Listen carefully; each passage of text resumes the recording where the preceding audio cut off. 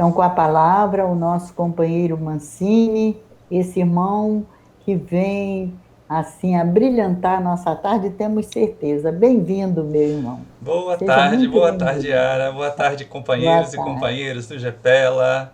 Mais uma ocasião de nós estarmos juntos, compartilhando, aprendendo, buscando nos espíritos amigos e nas obras espíritas sérias as informações que a gente precisa.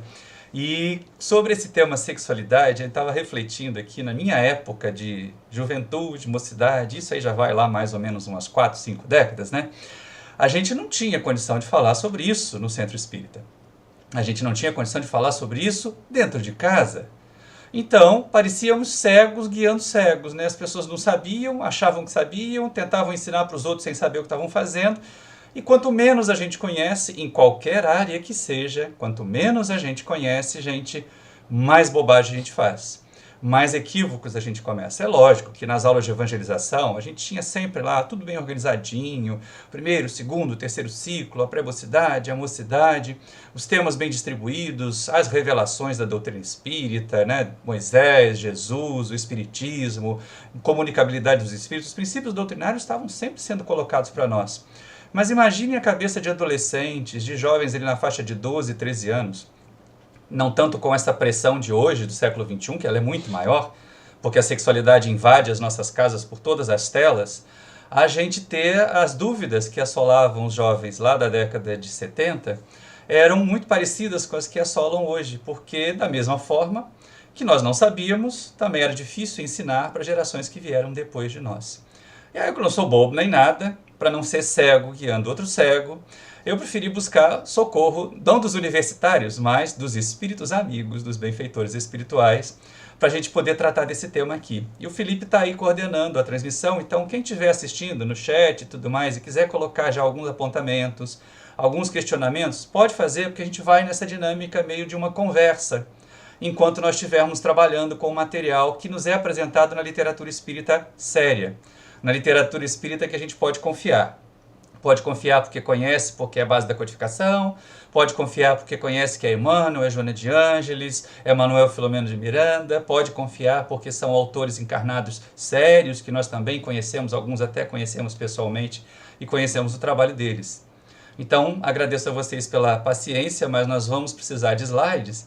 E deixa eu já fazer um compartilhamento de tela aqui, rapidinho.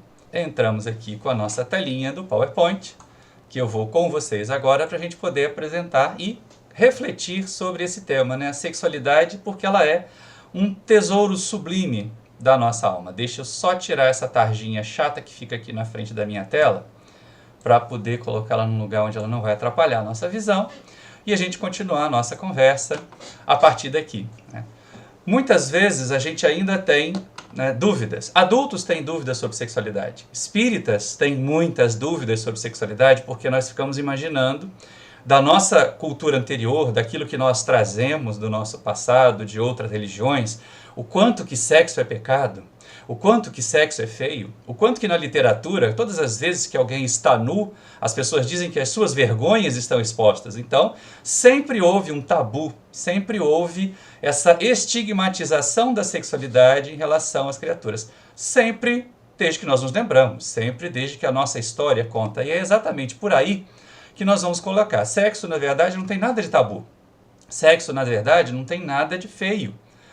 Cada um de nós que aqui está hoje assistindo por a tela, pelo YouTube, pelo Facebook, que está nas nossas salas virtuais, está presente materialmente na Terra exatamente por causa de uma fecundação que aconteceu, muito provavelmente, pelo menos na minha faixa etária, lá das faixas dos 60, com certeza por um ato sexual. São poucos aqueles da fertilização in vitro. E mesmo assim foram necessários os gametas dos parceiros para poder produzir o corpo que nós utilizamos. Então, sexo, na verdade, é força de vida, é energia criadora, precisa de muito respeito, precisa de muito cuidado. Da mesma forma como nós fazemos todo o sistema elétrico da nossa casa, cuidamos dos fios para que eles estejam encapados, para que não haja vazamento de energia elétrica, que nós não tenhamos choques. A mesma coisa com relação à energia da sexualidade nós deveríamos fazer, porque do contrário nós nos expomos a desastres. E o que a gente vê hoje é o seguinte, as pessoas acham, ou veem, ou pensam e falam. E nós vamos perceber, tanto na literatura da codificação, quanto naquilo que hoje as ciências psicológicas trazem para nós, a sexualidade, o sexo se apresenta como uma ferramenta neutra. Eu disse acima que ele é energia criadora. Eu não disse que ele cria sempre o bem. E a gente vê muitas vezes a sexualidade sendo responsável por muitos transtornos, por muito mal. E a única solução, que a gente já tem até na primeira fala nossa, é conhecer bem para bem usar. Quanto mais ignorantes nós formos de sexualidade, mais risco nós corremos. E aí nós estamos num ambiente espírita.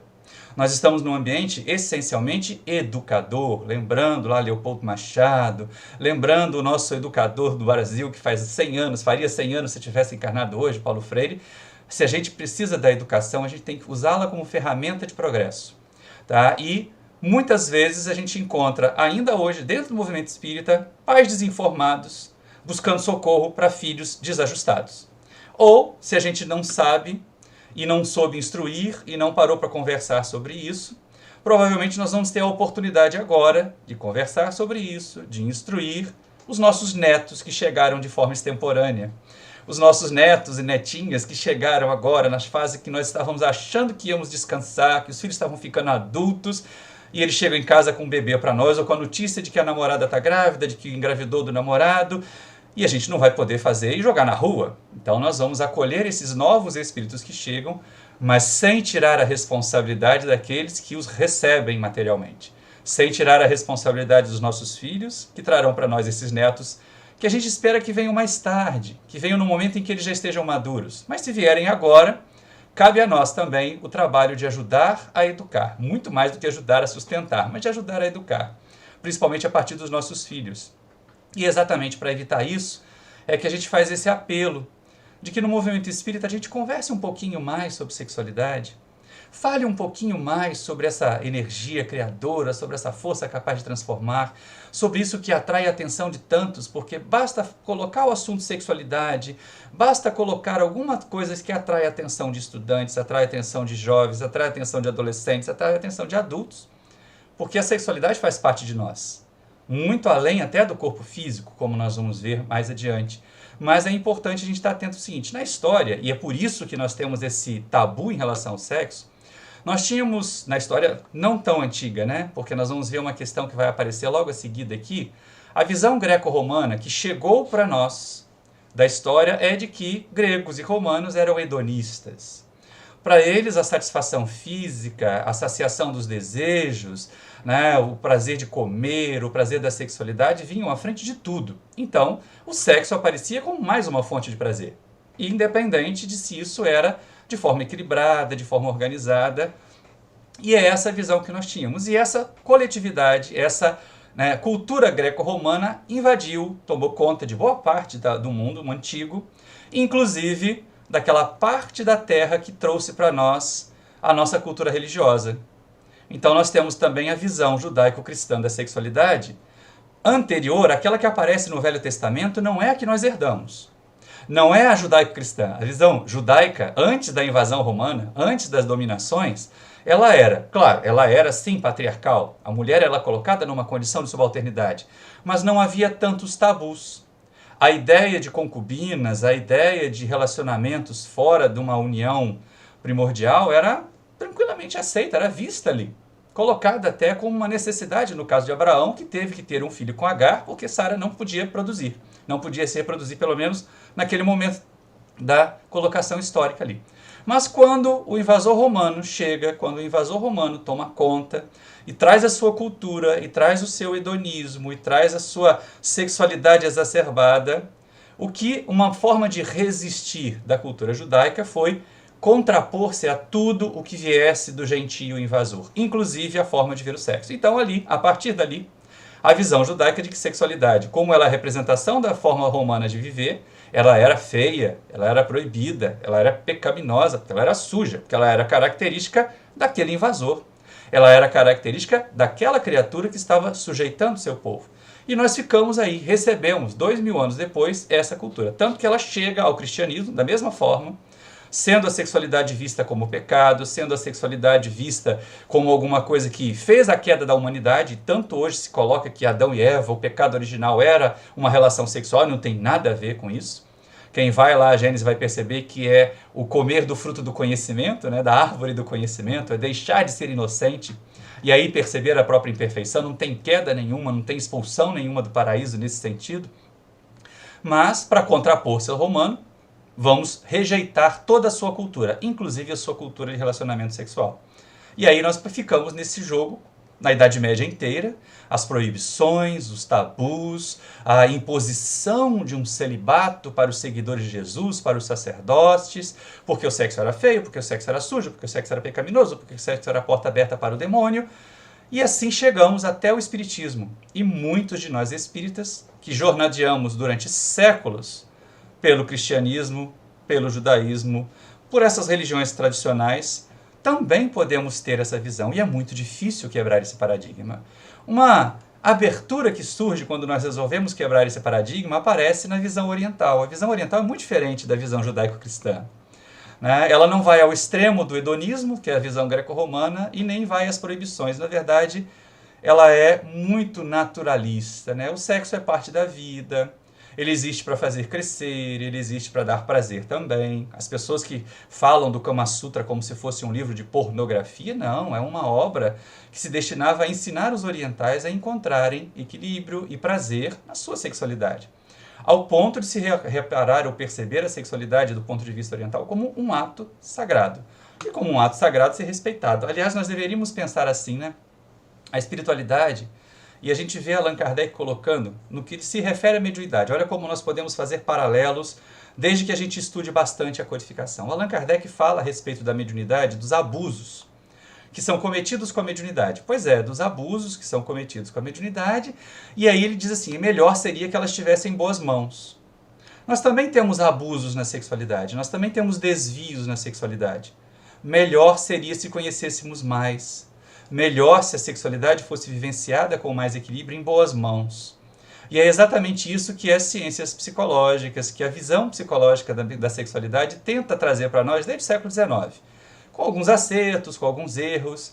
A primeira referência que nós temos para tratar de sexualidade, para tratar de libido, aparece com Sigmund Freud. E é atribuído a ele uma frase que eu não encontrei em nenhuma das obras dele que eu li, de que o homem é um animal sexual. Não vou por aí, não. E nem acho que ele tenha olhado só dessa maneira pueril, dessa maneira mesquinha a sexualidade. Mas sim, Freud procurava explicar muitas das nossas desajustes psicológicos, muitos dos nossos traumas, por uma sexualidade frustrada.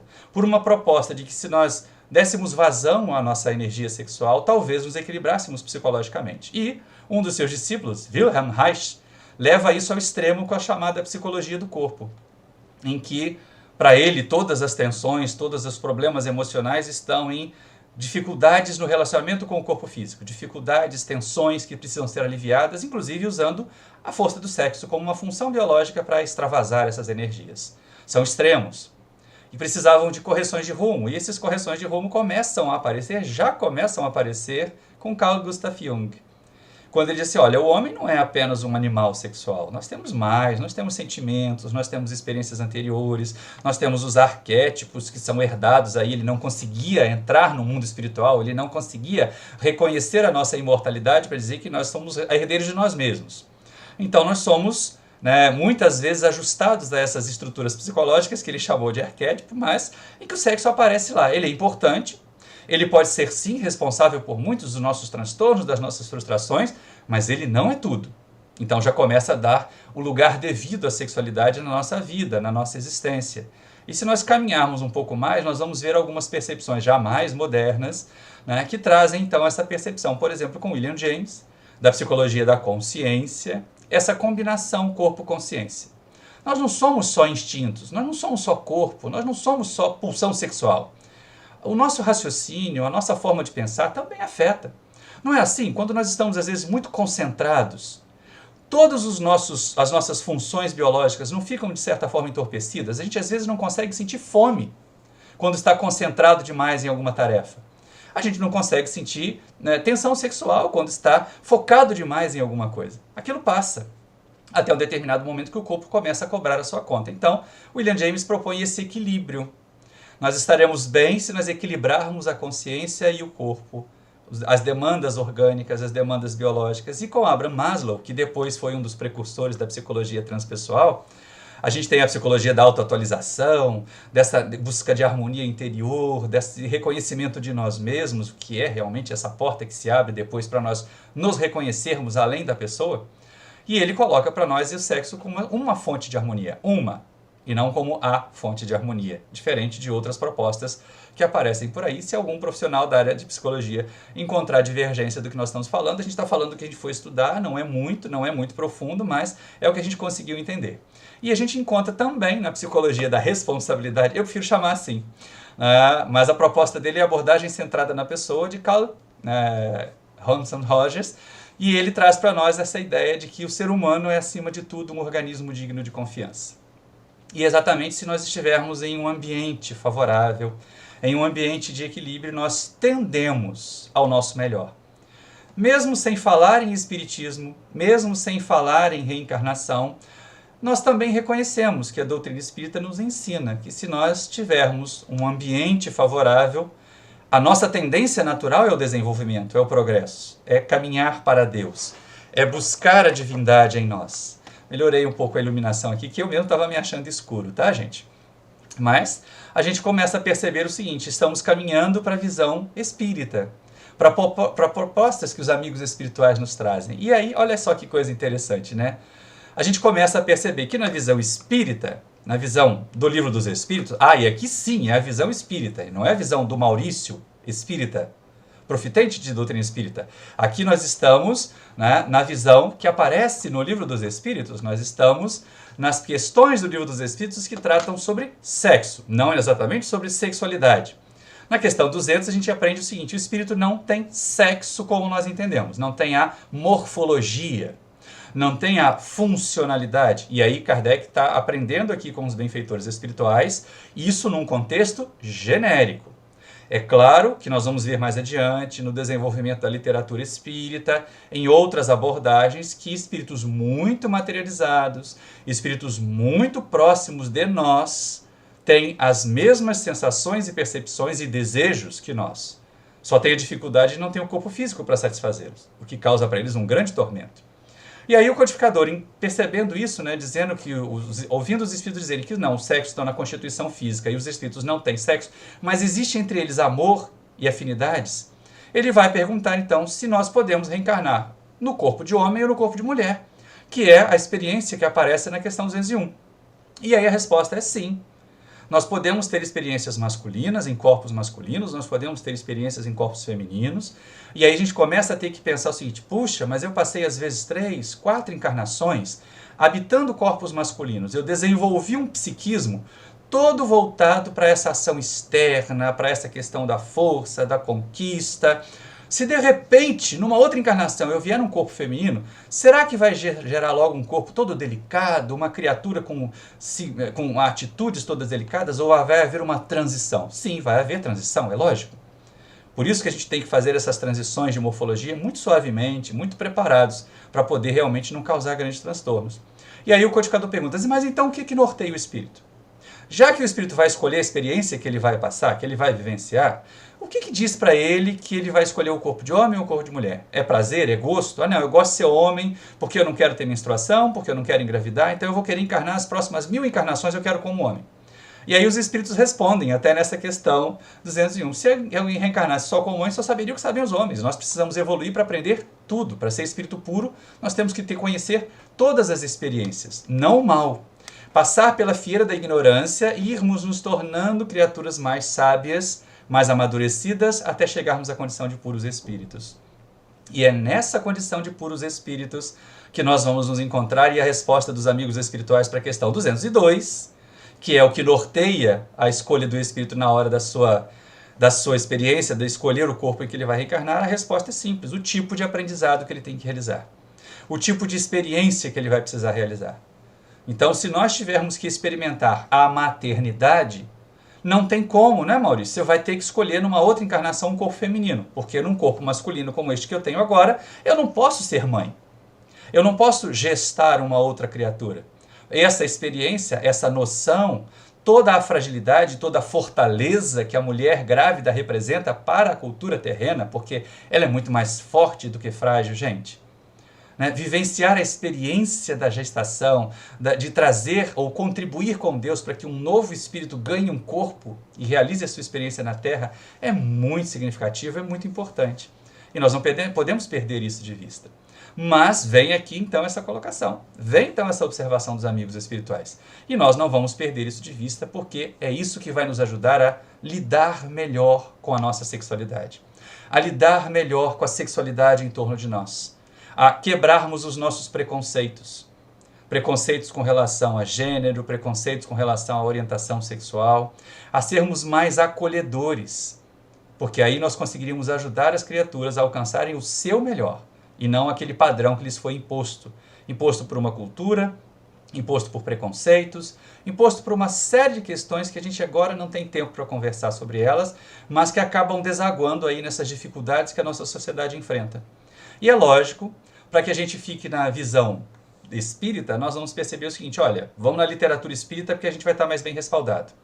Uma coisa que nós vamos perceber, e acontece, e eu já tinha falado isso antes, como está aqui nessa obra do Manuel Filomeno de Miranda, né, ó, os espíritos vivenciam a sexualidade, vivenciam. Espíritos mais materializados, espíritos mais próximos de nós, vivenciam às vezes muito parecido conosco.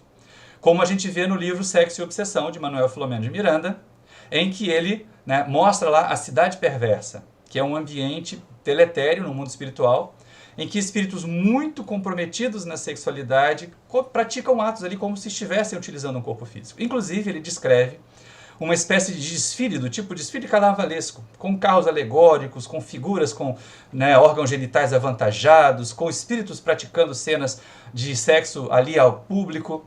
E eu fiquei observando, porque esse livro saiu ali mais ou menos por volta do ano 2000, mesma época em que houve um bafafá danado, né, de uma certa escola de samba aqui do Rio de Janeiro, que causou polêmica nesse carnaval desses anos ali mais remotos, porque o carnavalesco resolveu levar figuras assim também, aqui na Marquês de Sapucaí.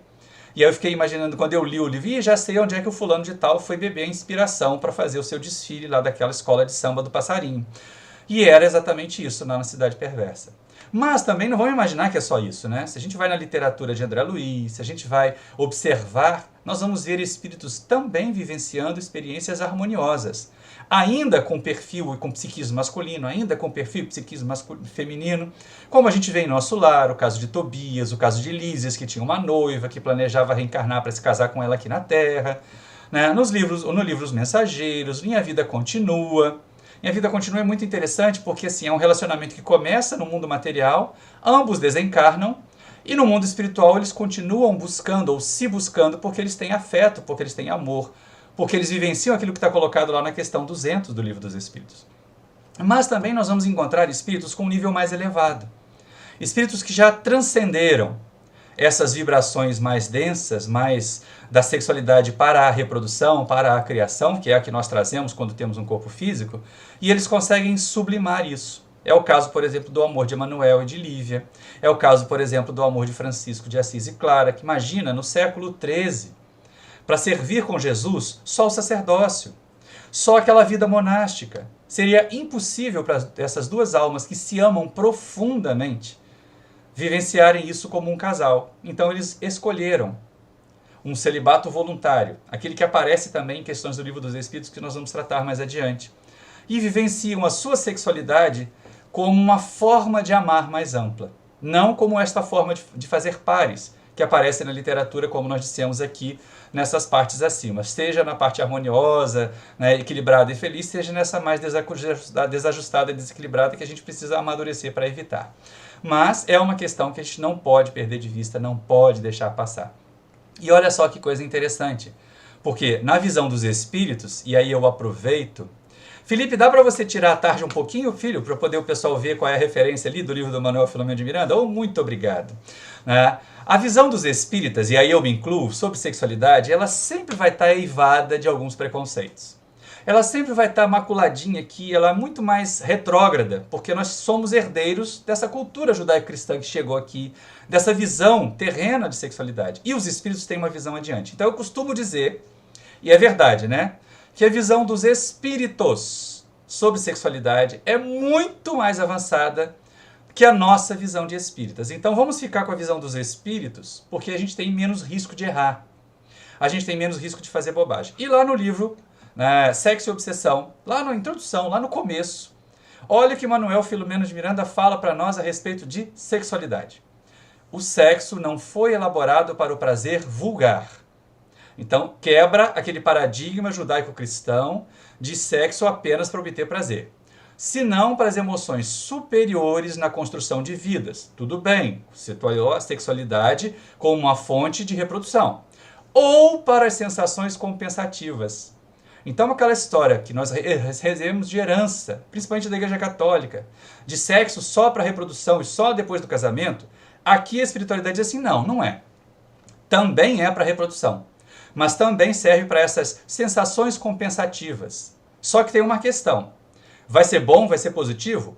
Quando amparado pelas dúlcidas vibrações do amor, mantendo a afetividade e a alegria de viver. Gente, olha o amor aparecendo como regente da sexualidade aqui, não é? Então nós começamos com Manuel Filomeno de Miranda, que é uma referência séria, que é uma referência que a gente pode confiar. Mas a gente pode mais, né? A gente pode ir para André Luiz, lá no livro Os Missionários da Luz, com Alexandre, que é outro benfeitor espiritual muito elevado, que ensina André Luiz uma série de coisas, inclusive o processo de reencarnação de Segismundo, que é o capítulo maior dessa obra Missionários da Luz. E Alexandre vai ensinar a André Luiz e a nós dizendo o seguinte: é necessário deslocar a concepção do sexo, abstendo-nos de situá-la tão somente em determinados órgãos do corpo transitório das criaturas. É aí, nesse parágrafo, que a gente passa a perceber o seguinte: os espíritos não estão tratando de sexo-morfologia, de sexo fisiológico. Eles estão tratando de sexualidade, que é um conceito muito mais amplo do que sexo. Vejamos o sexo como qualidade positiva ou passiva, emissora ou receptora da alma. Chegados a esse entendimento, verificamos que toda manifestação sexual evolui com o ser. Oh, coisa boa de perceber! E de novo aqui a necessidade de que o sexo seja regido, ou a sexualidade seja bem direcionada pelo ser espiritual que nós somos. E não que o corpo que nós temos determine como nós vamos vivenciar a sexualidade. E não que o corpo que nós temos seja responsável por isso. Olha que coisa interessante. E aí, a obra que eu gostaria de recomendar, que cada um que está assistindo aqui agora, se você é adulto, tem seus filhos, tem seus netos, compre o livro Vida e Sexo e dê de presente para cada um deles. Todo ali na faixa dos 10, 12 anos, a criança já deve receber essa obra de Emmanuel. Para que o jovem estude essa obra de Emmanuel, para que adultos nós estudemos essa obra de Emmanuel. Deve ser o primeiro livro sobre sexualidade que todo espírita deveria estudar. Vida e Sexo de Emmanuel. Uma obra que foi escrita e foi publicada em 1970. Mas, gente, pelo amor de Deus, é porque Emmanuel é Emmanuel, né? Parece que foi escrita ontem para a gente poder usar nas nossas discussões nas redes sociais hoje. Porque quantas e quantas coisas retrocederam até atrás da década de 1970 e hoje a gente está precisando esclarecer de novo. Hoje a gente está precisando revisitar esse contexto de Emmanuel. E olha só, durante muito tempo se negava a sexualidade como uma forma de evolução, não é? Deixar de fazer sexo para ser mais evoluído, como muitas pessoas acham que abstinência é evolução, e não é. Na verdade, evolução nos levará a desapego da matéria, o que é completamente diferente. Mas Emmanuel percebe algo e olha, vamos aprender com ele. Vida e Sexo, página 24, capítulo 24, página 104, naquela brochurinha fininha da FEB. Gente, esse não assusta ninguém. São 100 e poucas páginas. Nem adolescente vai ter medo de ler esse livro, porque eles são resistentes à leitura. Se não tem, dá o Kindle, dá o PDF, que eles vão ler na tela. A gente não consegue ler muito na tela, gosta de fazer notinha de rodapé para poder trazer para cá. Mas olha o que Emmanuel nos diz. Nesse capítulo 24, é fácil reconhecer que toda criatura humana, sempre nascida e renascida sob o patrocínio do sexo, carrega consigo determinada carga de impulsos eróticos, que a própria criatura aprende gradativamente a orientar para o bem e a valorizar para a vida. Ou seja, se nós negarmos a nossa sexualidade, nós estaremos negando a nós mesmos, fugindo da nossa realidade, imaginando que isso seria elevação espiritual, quando não é. É natural a carga de impulsos eróticos de todo espírito encarnado, exatamente porque nós nascemos e renascemos baseados ou patrocinados por um ato sexual, nós temos essa carga em nós. Então aquela sensação de que ouviu falar de sexo em alguém, ouviu falar de algum deslize, a gente já liga as antenas, já fica atento, é porque nós temos em nós. Agora, o que nós vamos fazer com essa carga de impulsos eróticos natural?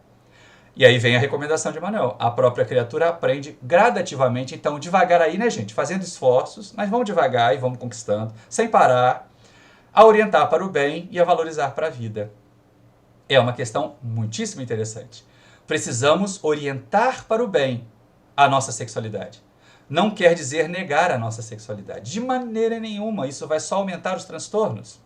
E ele ainda prossegue chamando a nossa atenção. Olha só, e essa é para a gente perder o medo de sexo, né? Perder o medo do sexo, perder o medo de sexualidade, perder o medo de falar de sexualidade no centro espírita, perder o medo de conversar com sexualidade quando nossas crianças, é claro que de acordo com o nível de amadurecimento, de crescimento delas, porque de vez em quando a gente quer ser avançadinho demais, moderninho demais, né? Faz lembrar uma história pitoresca que eu vi uma vez alguém contando, que o garotinho de 5 anos, o pai tinha sido daqueles jovens da década de 50, 60, que viu a revolução sexual acontecer, que era modernoso, que tinha sido hippie, achava que nunca negaria aos seus filhos conversas sobre sexualidade como seus pais negaram para ele, que ele teve que aprender sobre sexo na rua, que ele teve que aprender errando. Então ele foi se preparando a vida inteira para ser um bom pai. Olha só, um bom pai era aquele que conversaria sobre sexualidade com o filho. E aí um dia o filhinho de 5, 6 anos chega para ele assim: pai, de onde é que eu vim? E aí ele deu aquela respirada, né? Quase engasgou com o sucrilho que ele estava comendo no café da manhã e pensou: agora é a minha vez. E deu uma aula de educação sexual para a criança. Aí ele: pai, isso aí a tia tem falado para a gente lá na escola como é que é. Eu quero saber de onde é que eu vim, porque o Juquinha, o meu amigo, veio ali de Campo Grande. Então a criança não estava querendo saber sobre sexo, estava querendo saber sobre geografia.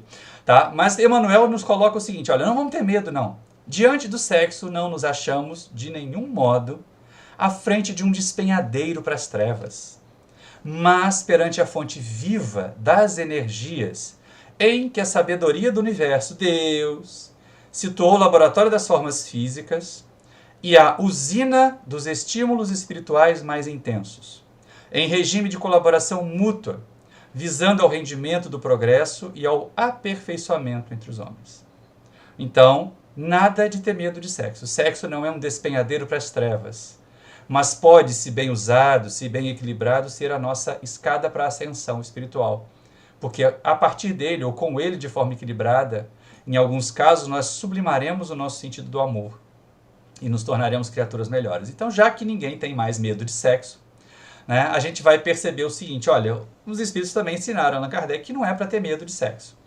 E aqui é aquele ponto que eu tinha tocado antes da gente falar, né? Porque muita gente assim: ai, eu não como carne porque espírito que come carne é atrasado. Ou então tem gente que, como foi imposto durante tantos séculos a visão judaico-cristã de sexualidade, que sexo era pecado, eu não faço sexo porque fazer sexo me coloca como um espírito mais elevado, eu guardo as minhas energias. Né? Aí faz lembrar o personagem Perpétua de Jorge Amado, né? Que era aquela Carola que tinha uma visão bem conservadora da sexualidade, mas que intimamente era uma criatura bastante depravada. E aí Allan Kardec pergunta na questão 698 aos amigos espirituais sobre o celibato. Essa imposição de não praticar a sexualidade, de não vivenciar a sexualidade.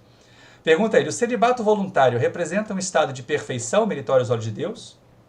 Muita gente acha isso até hoje. Muita gente acha que se negar... A primeira casa espírita em que eu trabalhei, as criaturas tinham esse tabu tão significativo que alguém dizia assim: olha, no dia da reunião mediúnica não pode praticar sexo na noite anterior. Mas, gente, como se a sexualidade fosse um dispêndio de energia, fosse um desgaste, e não uma forma, como Emmanuel disse ali no slide anterior, de reposição, de recomposição dessas energias, de troca de energias positivas. E aí os espíritos respondem a Allan Kardec: não, os que assim vivem por egoísmo desagradam a Deus, enganam o mundo. E aí Kardec fica preocupado: puxa vida, mas e tantas pessoas que são trabalhadores dedicados, que nas fileiras em que estavam era imposto o celibato, mas elas transformaram esse celibato imposto numa longa jornada de serviço de amor ao bem. O que fazer com essas pessoas? E é a pergunta 699. Da parte de certas pessoas, pergunta o codificador, o celibato não será um sacrifício que fazem com o fim de se votarem de um modo mais completo ao serviço da humanidade? Aí é bem diferente, né? Isso é muito diferente, diz o espírito que responde. Eu disse por egoísmo. Então, olha só, não vou fazer sexo porque eu não quero correr o risco de ter que criar uma criança, né? De trocar fralda, de ter um babento em cima de mim ali, gastar dinheiro com a educação de filho, não quero nada disso. Quero curtir, quero gozar, e tem gente que faz diferente, né? Não quer só se reproduzir. A história do celibato seria não praticar sexo. As pessoas querem praticar sexo, mas não querem vivenciar a sexualidade plena. Então elas fazem esterilização para poder viver mais facilmente, para poder ter a sexualidade mais livre, sem a preocupação da reprodução. Esses fazem por egoísmo. Esses abrem mão de parte da sua sexualidade por egoísmo. O Espírito está respondendo aqui para os outros, para os que não fazem por egoísmo. Isso é muito diferente. Eu disse por egoísmo. Todo sacrifício pessoal é meritório quando feito para o bem. Quanto maior o sacrifício, maior o mérito. Então essa é uma questão que a gente precisa estar sempre atento. Ninguém vai imaginar que vai parar de fazer sexo para evoluir. Mas vai evoluir até o ponto em que essa vivência da sexualidade, como nós a entendemos aqui pelo corpo físico, por intermédio do corpo físico, seja menos importante. Não é que ela vai desaparecer, uma vez que tendo um corpo físico, nós teremos os nossos hormônios, as nossas glândulas funcionando, e só um espírito muito elevado para impor-se a esses órgãos e direcionar toda essa energia para outra forma de criar, porque isso também vai acontecer, isso também acontece. É o que acontece com esses grandes missionários, com essas criaturas que renunciaram a uma vida sexual ativa para canalizar essa energia para a prática do bem, para o crescimento, para a dedicação a uma missão, diferente da maioria de nós, que reencarnamos aqui para aprendizados muito particulares, muito individuais. Então, sem medo do sexo, a gente vai entender o seguinte: o problema não é a sexualidade. O problema é o abuso da sexualidade. Deixei aqui a capa do Sexo e Obsessão que eu tenho, hoje a versão dela é diferente um pouco, mas ainda lá na introdução, Manuel Filomeno de Miranda vai nos advertir, ele vai chamar a nossa atenção para o abuso em relação à sexualidade, e não a sexualidade como um problema. O sexo não é problema. Assim como a mediunidade não é causa de desequilíbrio de obsessão. O mau uso da mediunidade é. O sexo não é causa dos sofrimentos. O mau uso da sexualidade é. O respeito e a consideração pelas funções sexuais constituem a melhor terapia preventiva para a manutenção da saúde moral, assim como o esforço para a recomposição do caráter, quando alguém já se permitiu corromper. Ao lado da terapêutica especializada, fazem-se imprescindíveis para a conquista da harmonia. Olha como é interessante um parágrafo, quanta coisa Manuel Filomeno de Miranda já traz. Primeiro, a terapia preventiva. Instruir, informar. Quem conhece erra menos. Quem entende melhor, quem se compreende melhor, erra menos na sexualidade, como erra menos em qualquer outra coisa.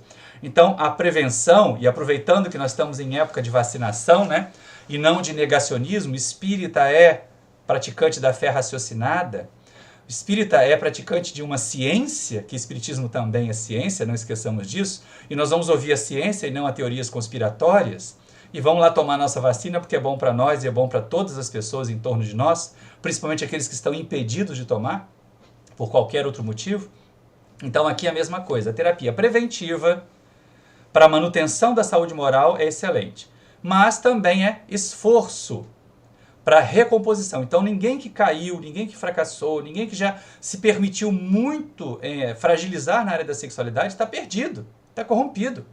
Podemos sempre equilibrar a nossa sexualidade e trazê-la de novo a condições de harmonia. Agora, olha só que interessante, Ele fala também da terapêutica especializada. Nossos companheiros da saúde mental, os psicólogos, os psicanalistas, os psicoterapeutas de um modo geral, os psiquiatras, são nossos amigos.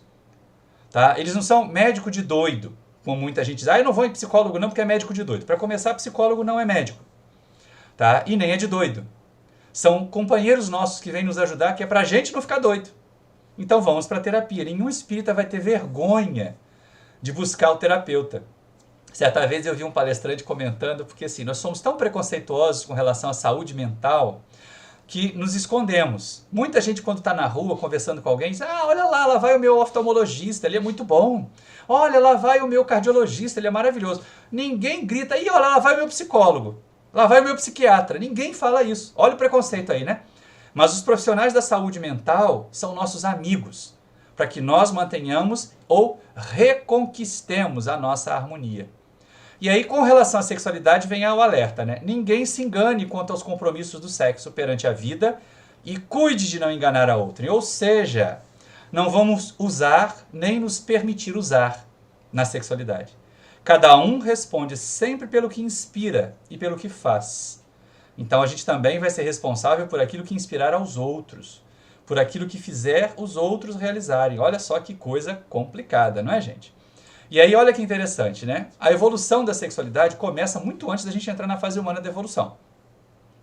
Se a gente for estudar um pouquinho, se a gente for observar um pouquinho, essa atração que nós sentimos por outras pessoas, por outros espíritos, que os corpos, né, acabam acelerando ou denunciando para nós, isso aí pode ser, né, a atração das mais variadas formas e não apenas a heteronormativa, ela está baseada em exercícios anteriores. Então, a gente começa a perceber o seguinte: eu comecei a exercitar a minha sexualidade de hoje, século XXI, há milhões de anos, quando ainda jornadeava pelo reino mineral e fazia as experiências de atração. A gente sabe, né, que um átomo negativamente carregado é atraído por um outro átomo positivamente carregado, ou que esteja faltando um elétron nele, né? Não é positivamente carregado, que esteja faltando um elétron nele. Então, não há combinação fortuita. Na natureza, no reino mineral, não existe agregação fortuita, acidental da matéria. As substâncias só se agregam, só se unem, seguindo leis muito rigorosas de atração, de afinidades. E nesse exercício de afinidades nós começamos a exercitar essa atração que nós sentimos hoje. Afinidade de um nível diferente. Lá na matéria bruta é meramente eletrônico, mas aqui, magnético algumas vezes, mas no reino humano já é diferente. Nós temos outras energias entrando aí nesse cômputo da atração. Se nós avançarmos um pouquinho mais, né, se nós formos ao reino vegetal, né? No reino vegetal, a gente está exercitando a reprodução. É ali que as plantinhas começam a apresentar a reprodução. Ainda, né, pelo hermafroditismo, a planta tem os dois sexos, ela tem a florzinha tem a parte masculina, tem a parte feminina, as abelhas se encarregam de fazer, as abelhas, os passarinhos, né, se encarregam de fazer esse transporte dos elementos para poder fecundar as outras árvores, porque uma planta não pode fecundar a si mesma. Olha a necessidade de um outro parceiro, a necessidade de um semelhante para poder haver a reprodução. Então, no reino vegetal, a sexualidade, ela aparece mais pronunciada, mas aparece apenas com a função da reprodução, da manutenção da espécie. É no reino animal que nós vamos encontrar, né, a sexualidade já criando os primeiros sentimentos, a partir do instinto. O instinto de proteção da prole. Os cuidados da prole são o germen do amor. O germen dessa atração, que não é mais física, que não é mais só fisiológica, que nós encontramos. E aí, quando nós entramos na fase humana da evolução, nós temos esse impulso, esse instinto sexual vibrando em nós. E aí, como é que isso evolui? E aqui eu vou recorrer ao autor encarnado, que é o nosso companheiro Gibson Bastos, ali do Centro Espírita Leon Denis, de Bento Ribeiro, que ele fez um favor para todos nós e escreveu esse livro, além do rosa e do azul, recortes terapêuticos sobre a homossexualidade à luz da doutrina espírita. É uma obra sensacional. Uma vez eu presenteei um amigo, né, que estava na adolescência, que estava começando a descobrir a sexualidade e a homossexualidade dele, né, com esse livro. E vivia atravessando vários conflitos. Ele disse assim: pai, né, chamava assim, a gente lida com jovens há tanto tempo que acaba ficando meio paternal. É a primeira vez que eu me senti consolado, confortado com um livro. Porque me mostrou que eu não sou uma criatura normal, que eu não sou um pária da sociedade. Olha como foi interessante. Então é uma obra, e nessa obra o Gibson faz essa jornada, ele investiga como é que o impulso sexual foi evoluindo no ser humano. Porque não vamos imaginar que nós estamos só nessa fase que nós estamos aqui. Que nós sempre vamos ficar assim bonitinho, nós sempre vamos ser desse jeito, né? Nós somos maravilhosos, nós só olhamos para os parceiros, para as parceiras, querendo procriar ou querendo ter uma família, viver com harmonia. Não, nós não fomos sempre assim. E ele diz assim, olha, existe uma estrutura psicológica mais primitiva, que é o que a gente pode chamar de perfil psicológico do maníaco sexual. Oh, as pessoas ficam escandalizadas, né, Maurício? Falando de maníaco sexual num seminário espírita. Mas calma aí, gente, é só um perfil psicológico. Tá? É uma estrutura que faz a criatura imaginar o seguinte: ele quer satisfazer o seu impulso sexual a qualquer preço.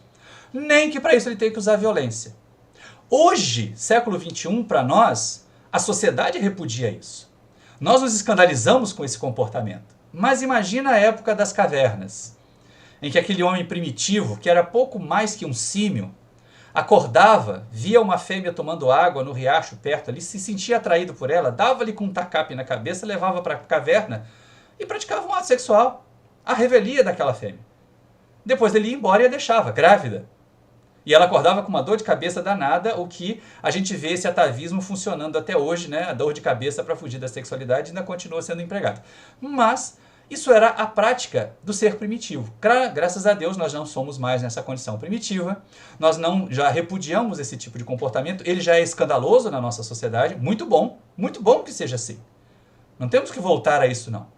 Mas muitos de nós ainda achamos assim, mas como que vale a pena você fazer o papel do...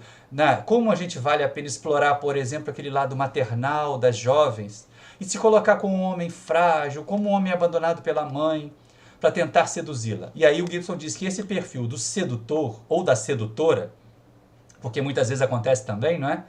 A jovem, para despertar o lado paternal, se coloca como Penélope charmosa, aquela coisa muito frágil. Oh, quem poderá me socorrer, não é?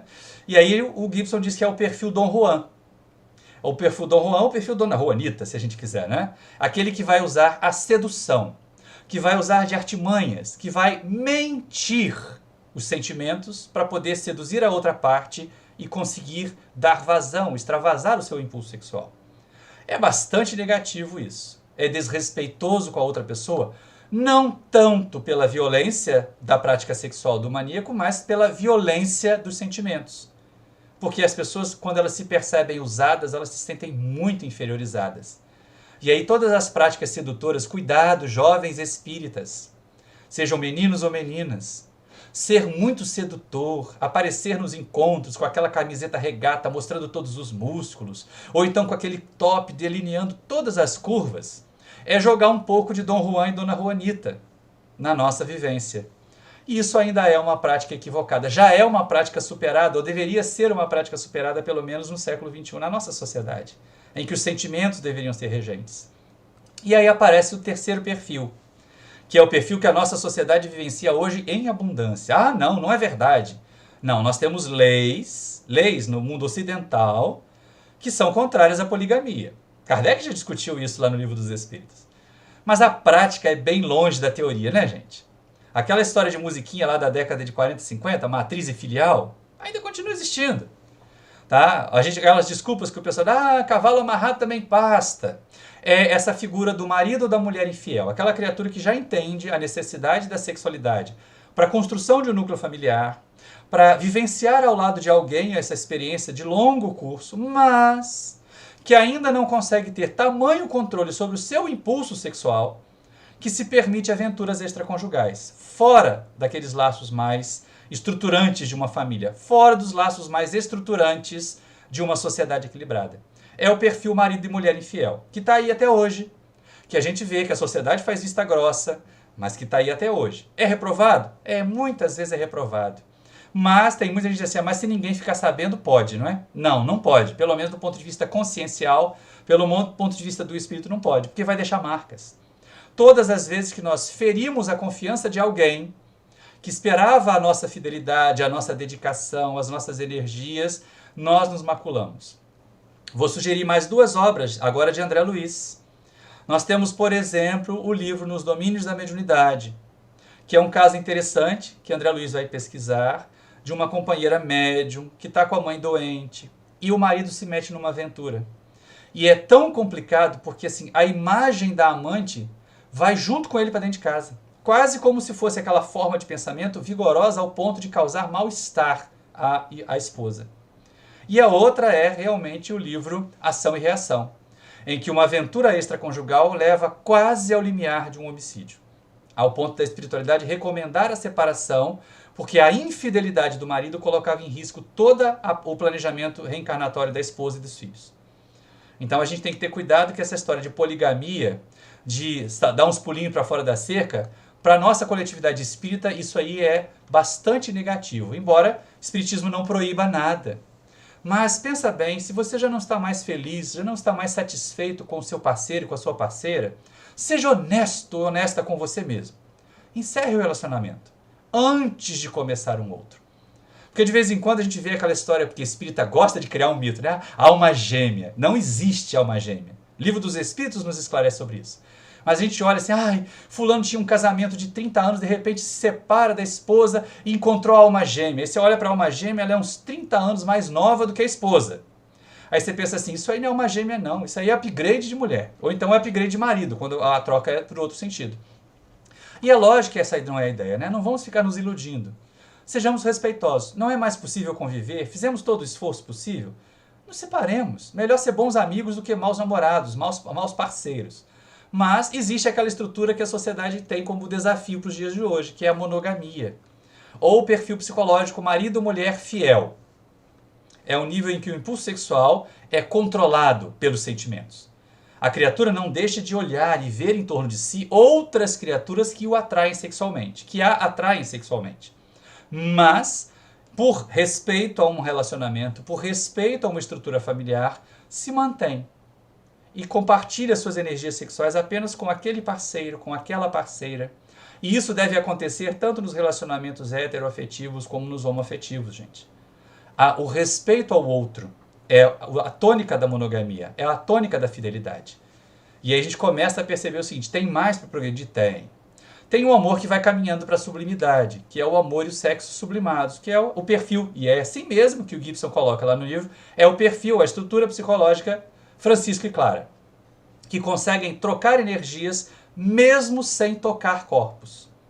E quem assistiu ao filme Irmão Sol, Irmã Lua, de Franco Zeffirelli, é um filme da década de 1970, os mais jovens me perdoem, mas a gente já viu esse filme pelo menos umas 60 vezes, ele é magnífico, é lindo, tem no YouTube para quem quiser assistir, né? E você percebe ali na inauguração da igrejinha de São Damião, e o interessante é que o personagem, o ator que faz o personagem Francisco de Assis, só fez esse filme.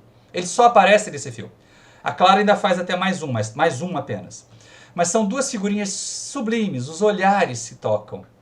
E a gente percebe o que seria esse perfil de amor sublimado, ainda entre parceiros. Ainda entre uma alma para outra alma, mais especificamente, do que para toda a humanidade. Mas ali eles transbordam para a humanidade como um todo. É o que aconteceu com Francisco e Clara, em que o amor que entre eles transborda para a humanidade como um todo.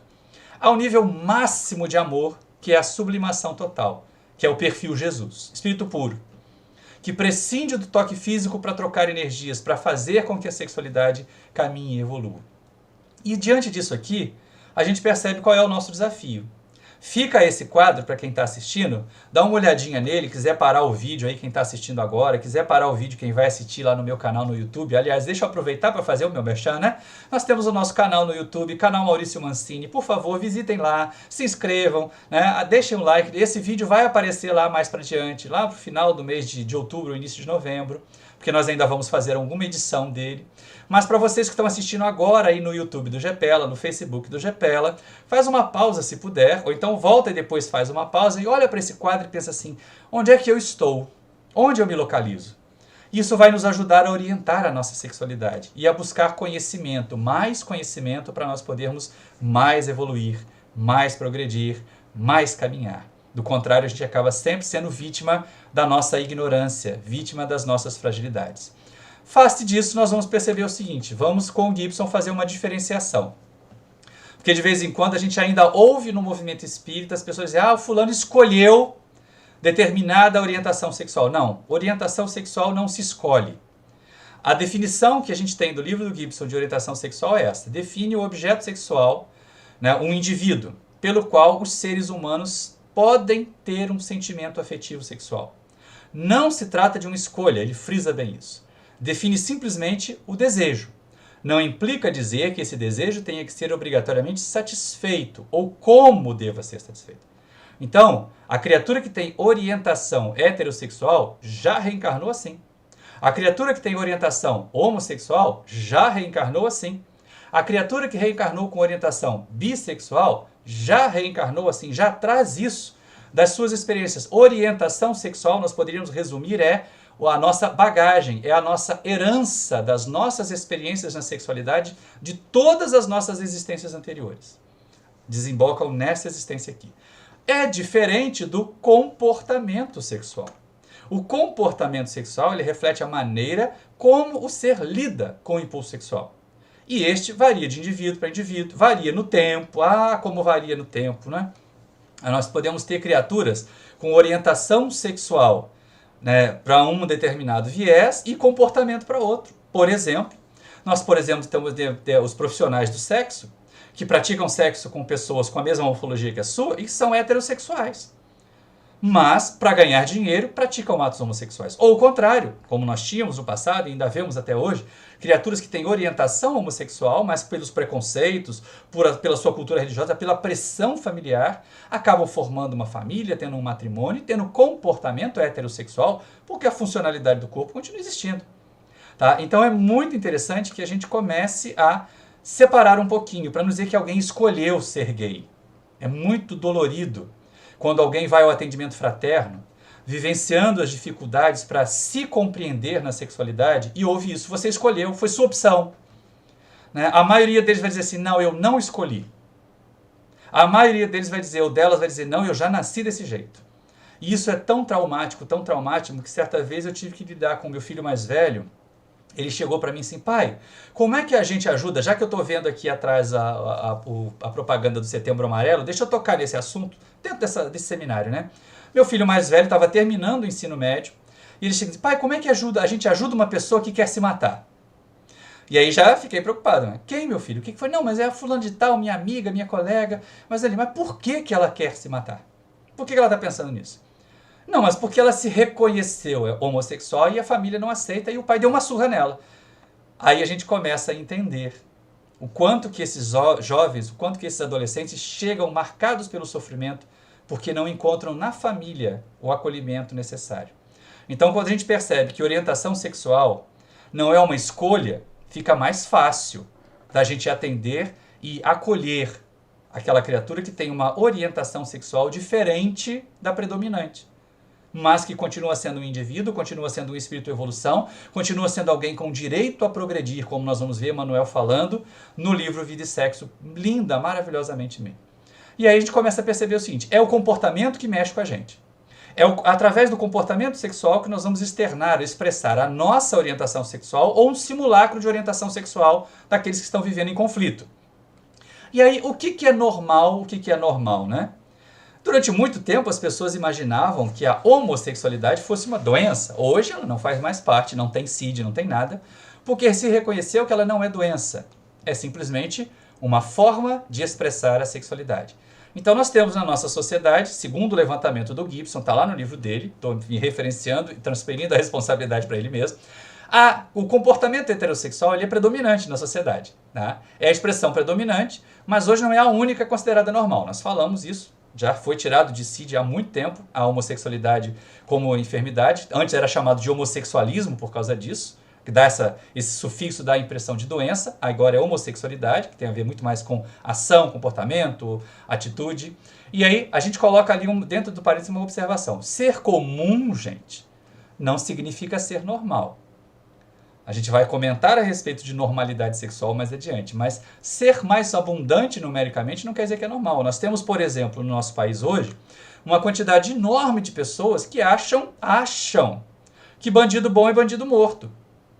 Mas se essas pessoas são espíritas, elas desconhecem o fenômeno chamado obsessão, porque se eu tenho um criminoso encarnado, ele pode ser contido numa prisão. Mas se ele é assassinado pela sociedade, o ódio dele pela sociedade aumenta e ele está livre para influenciar tantos outros, até quem não é criminoso, a cometer delitos. Então é um equívoco.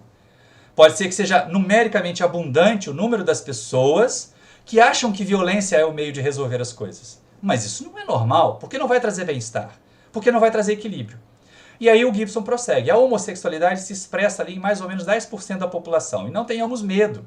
A humanidade não vai se extinguir porque todo mundo virou gay e vai parar de se reproduzir. Porque é mais ou menos essa proporção que permanece aí. A diferença é que hoje as pessoas estão tendo coragem de se mostrar tais quais são. Então, cada vez mais frequentemente expressa na sociedade, por si só não caracteriza desequilíbrio. Então, ser homossexual não é garantia, não é certeza de desequilíbrio. Porque a orientação sexual não tem a ver com desequilíbrio ou equilíbrio. O comportamento é que tem. E ainda tem a bissexualidade, que é mais raro, porque causa esse conflito, né? Ter atração por pessoas de ambos os sexos, de ambas as morfologias, pode nos deixar confuso, mas se a gente tiver o amor como regente, Se a gente tiver aquela proposta de controlar o nosso impulso sexual pela monogamia, pela proposta da fidelidade, não importa. Nós vamos ter um relacionamento, aquele relacionamento se desgastou, não funciona mais, nós vamos encerrar aquele e começar um outro. Mas a bissexualidade e qualquer outra forma, qualquer outra, a heterossexualidade, a homossexualidade, só são problemas quando promíscuas, quando simultâneas. E essa é uma questão que a gente não pode perder de vista. E aí, esse confronto entre orientação e comportamento, nós extraímos do livro do Gibson os seguintes textos, né? A orientação sexual em si, seja ela heterossexual, homossexual ou bissexual, não revela o grau evolutivo do espírito encarnado, nem qual será a sua posição no futuro. Mas o seu comportamento sexual, sim. Então, gente, cuidado com o nosso comportamento sexual. Cuidado com as perpétuas da vida que aparecem por aí. Que muito recato mostram, mas que na verdade não mostram recato nenhum na vida íntima, né? A alma encarnada, aí é André Luiz agora, tá? Agora a gente vai com André Luiz lá no livro Sexo e Destino, para poder perceber essa questão da diferença aí de orientação sexual e comportamento sexual. A alma reencarna nessa ou naquela circunstância, orientação sexual, entendamos aí, para melhorar e aperfeiçoar-se, e nunca sob a destinação do mal, o que nos constrange a reconhecer que os delitos, sejam quais sejam, em quaisquer posições, ocorrem por nossa conta. Olha que coisa interessante o que o benfeitor Félix, se não me falha a memória, fala para André Luiz lá no Sexo e Destino, que sexo, a sexualidade, a orientação sexual não é causa de quedas. As quedas ocorrem por causa do nosso comportamento. Qualquer delito, sejam quais sejam, sempre em qualquer posição, ocorrem por nossa conta. São escolhas nossas. Aí sim, comportamento sexual é escolha nossa. Orientação sexual não é. E é essa questão que a gente tem que ter em mente. Somos espíritos em evolução? Somos espíritas que queremos evoluir? Então pensemos, acolhamos a orientação sexual que nós temos como uma construção nossa de muitas e muitas experiências, que pode ser inclusive expiatório, passar por um momento desse de transição entre morfologias, como nós vamos ver mais adiante também no livro de sexo, mas cuidemos do nosso comportamento sexual. Não é imposto a nós o desequilíbrio, porque temos uma orientação sexual diferente da maioria. O que é colocado para nós é que o equilíbrio nos levará ao progresso, qualquer que seja a nossa orientação sexual. E a gente começa a perceber o seguinte, o que é normal? Porque de vez em quando a pessoa é chamada de anormal, né? Então olha só, vamos pensar aqui como espíritas, como espíritos e seres imortais. O que seria normal? É o que todo mundo faz? Não, o que todo mundo faz é comum. Normal é que, envolve sintonia e equilíbrio na sexualidade, né? Tanto de objeto, os seres, os indivíduos, né? Quanto de objetivos, os resultados que são buscados com a prática sexual. Então, normal é o que traz paz, normal é o que traz equilíbrio, normal é o que traz harmonia íntima e felicidade. É um referencial que varia de indivíduo para indivíduo e na temporalidade, mas sempre com resultados positivos. Então, se está positivo, é normal. Se as pessoas estão conseguindo progredir, se estão avançando, é normal. Agora, se eu faço como todo mundo faz e me sinto péssimo, e me sinto mal, não é normal. Porque para mim a normalidade tem que me trazer paz, equilíbrio e harmonia. E aí olha só, para mim só? Não, para mim e para os que estão à minha volta. Não causa danos imediatos ou posteriores aos indivíduos ou a outros indivíduos. Então o que eu acho normal para mim, que me faz bem, que me faz sentir equilibrado, que me faz sentir em paz, não pode ser danoso para os outros. E é essa uma questão que a gente tem que levar em conta. E eu vou destacar aqui, normalidade de objeto e normalidade de objetivo. Tá? Objeto, a gente vai encarar, né, seres, indivíduos, porque tem gente que tem atração por coisas, a gente tem que pensar nisso como parafilias, como uma situação de desvio. Mas objetivo é o que nós buscamos com a prática sexual. Reprodução. Beleza, reprodução a gente viu contemplada lá nos livros que nós já lemos. É troca de energias. Beleza, troca de energias. É uma companhia, é um jeito de tornar essa companhia mais alegre, mais feliz, ter com ela intimidade. Beleza, objetivos sempre nobres, sempre elevados. O problema é quando não são esses os objetivos. E aí olha só que coisa interessante que aparece aqui. Normalidade de objeto. Relacionamento afetivo sexual com seres da mesma espécie e em condições de igualdade e liberdade de escolha. Então aqui, para nós, só é normalidade de objeto se eu estiver me relacionando com outro ser humano E esse ser humano tem toda a liberdade de dizer assim, eu quero me relacionar com você ou eu não quero me relacionar com você. Não pode ser alguém que eu submeta pela força, pela sedução ou por algum tipo de força externa, pelo poder, o tal do assédio sexual. Isso não é normal. Embora a orientação sexual esteja ali seguindo bonitinha, sendo atendida, não é normalidade de objeto quando eu me imponho. E normalidade de objetivo. Felipe, dá para você tirar de novo, meu filho, para o pessoal poder ler? Normalidade de objetivo é reprodução, compensação energética, realizações criativas, benéficas e positivas. Porque aí a gente começa a perceber o seguinte, é só a construção do bem. O objetivo da sexualidade deve ser, como qualquer outra das nossas faculdades, a construção do bem, o progresso, a elevação. Do contrário, nós nos colocaremos sempre como elementos dissociadores, como elementos perturbadores da sociedade, o que não ajuda, o que não é bom para ninguém. Quando a gente começa a pensar em desvios, em anormalidades, aí a gente começa a pensar o seguinte, o que é desvio sexual? O que é perversão sexual? De vez em quando a pessoa olha para um casal homoafetivo e diz, são os pervertidos. Porque eles estão de mão dadas na rua? Mas não vejo nenhuma perversão ali, não é? A menos que a gente esteja encarando aquele objeto, um outro ser, que está cumprindo aquelas exigências de normalidade, né? É outro ser humano e está ali com liberdade de escolha. Ou de objetivo, porque eles podem estar buscando simplesmente buscar a paz, construir uma família, ter uma vivência afetiva feliz. Então, relacionados com desvios, tanto de objeto quanto de objetivos, os resultados da prática sexual. Então, o que seriam essas parafilias? Esses desvios de objeto. E vocês têm uma lista aí que vocês podem ler, né? Em criaturas que têm prazer em realizar sexo em meia fezes, em meia urina. A lista que, se eu começar a citar todas aqui, depois o YouTube bloqueia o vídeo, é melhor a gente não falar, não citar, não deixar no áudio, mas que vocês podem ler aí. Esses são desvios. Desvios de objeto. Tá? E normalmente vão estar associados à força, a algum tipo de sujeição. Por exemplo, no caso de exibicionismo, de voyeurismo, de pedofilia, falei, né? Aquela palavra que é de gerontofilia. Então são desvios que as pessoas precisam ter o cuidado para não fazer o YouTube bloquear, né? E também para que elas não sejam bloqueadas como espíritos. E desvio de objetivo. Tudo que não é fazer o bem.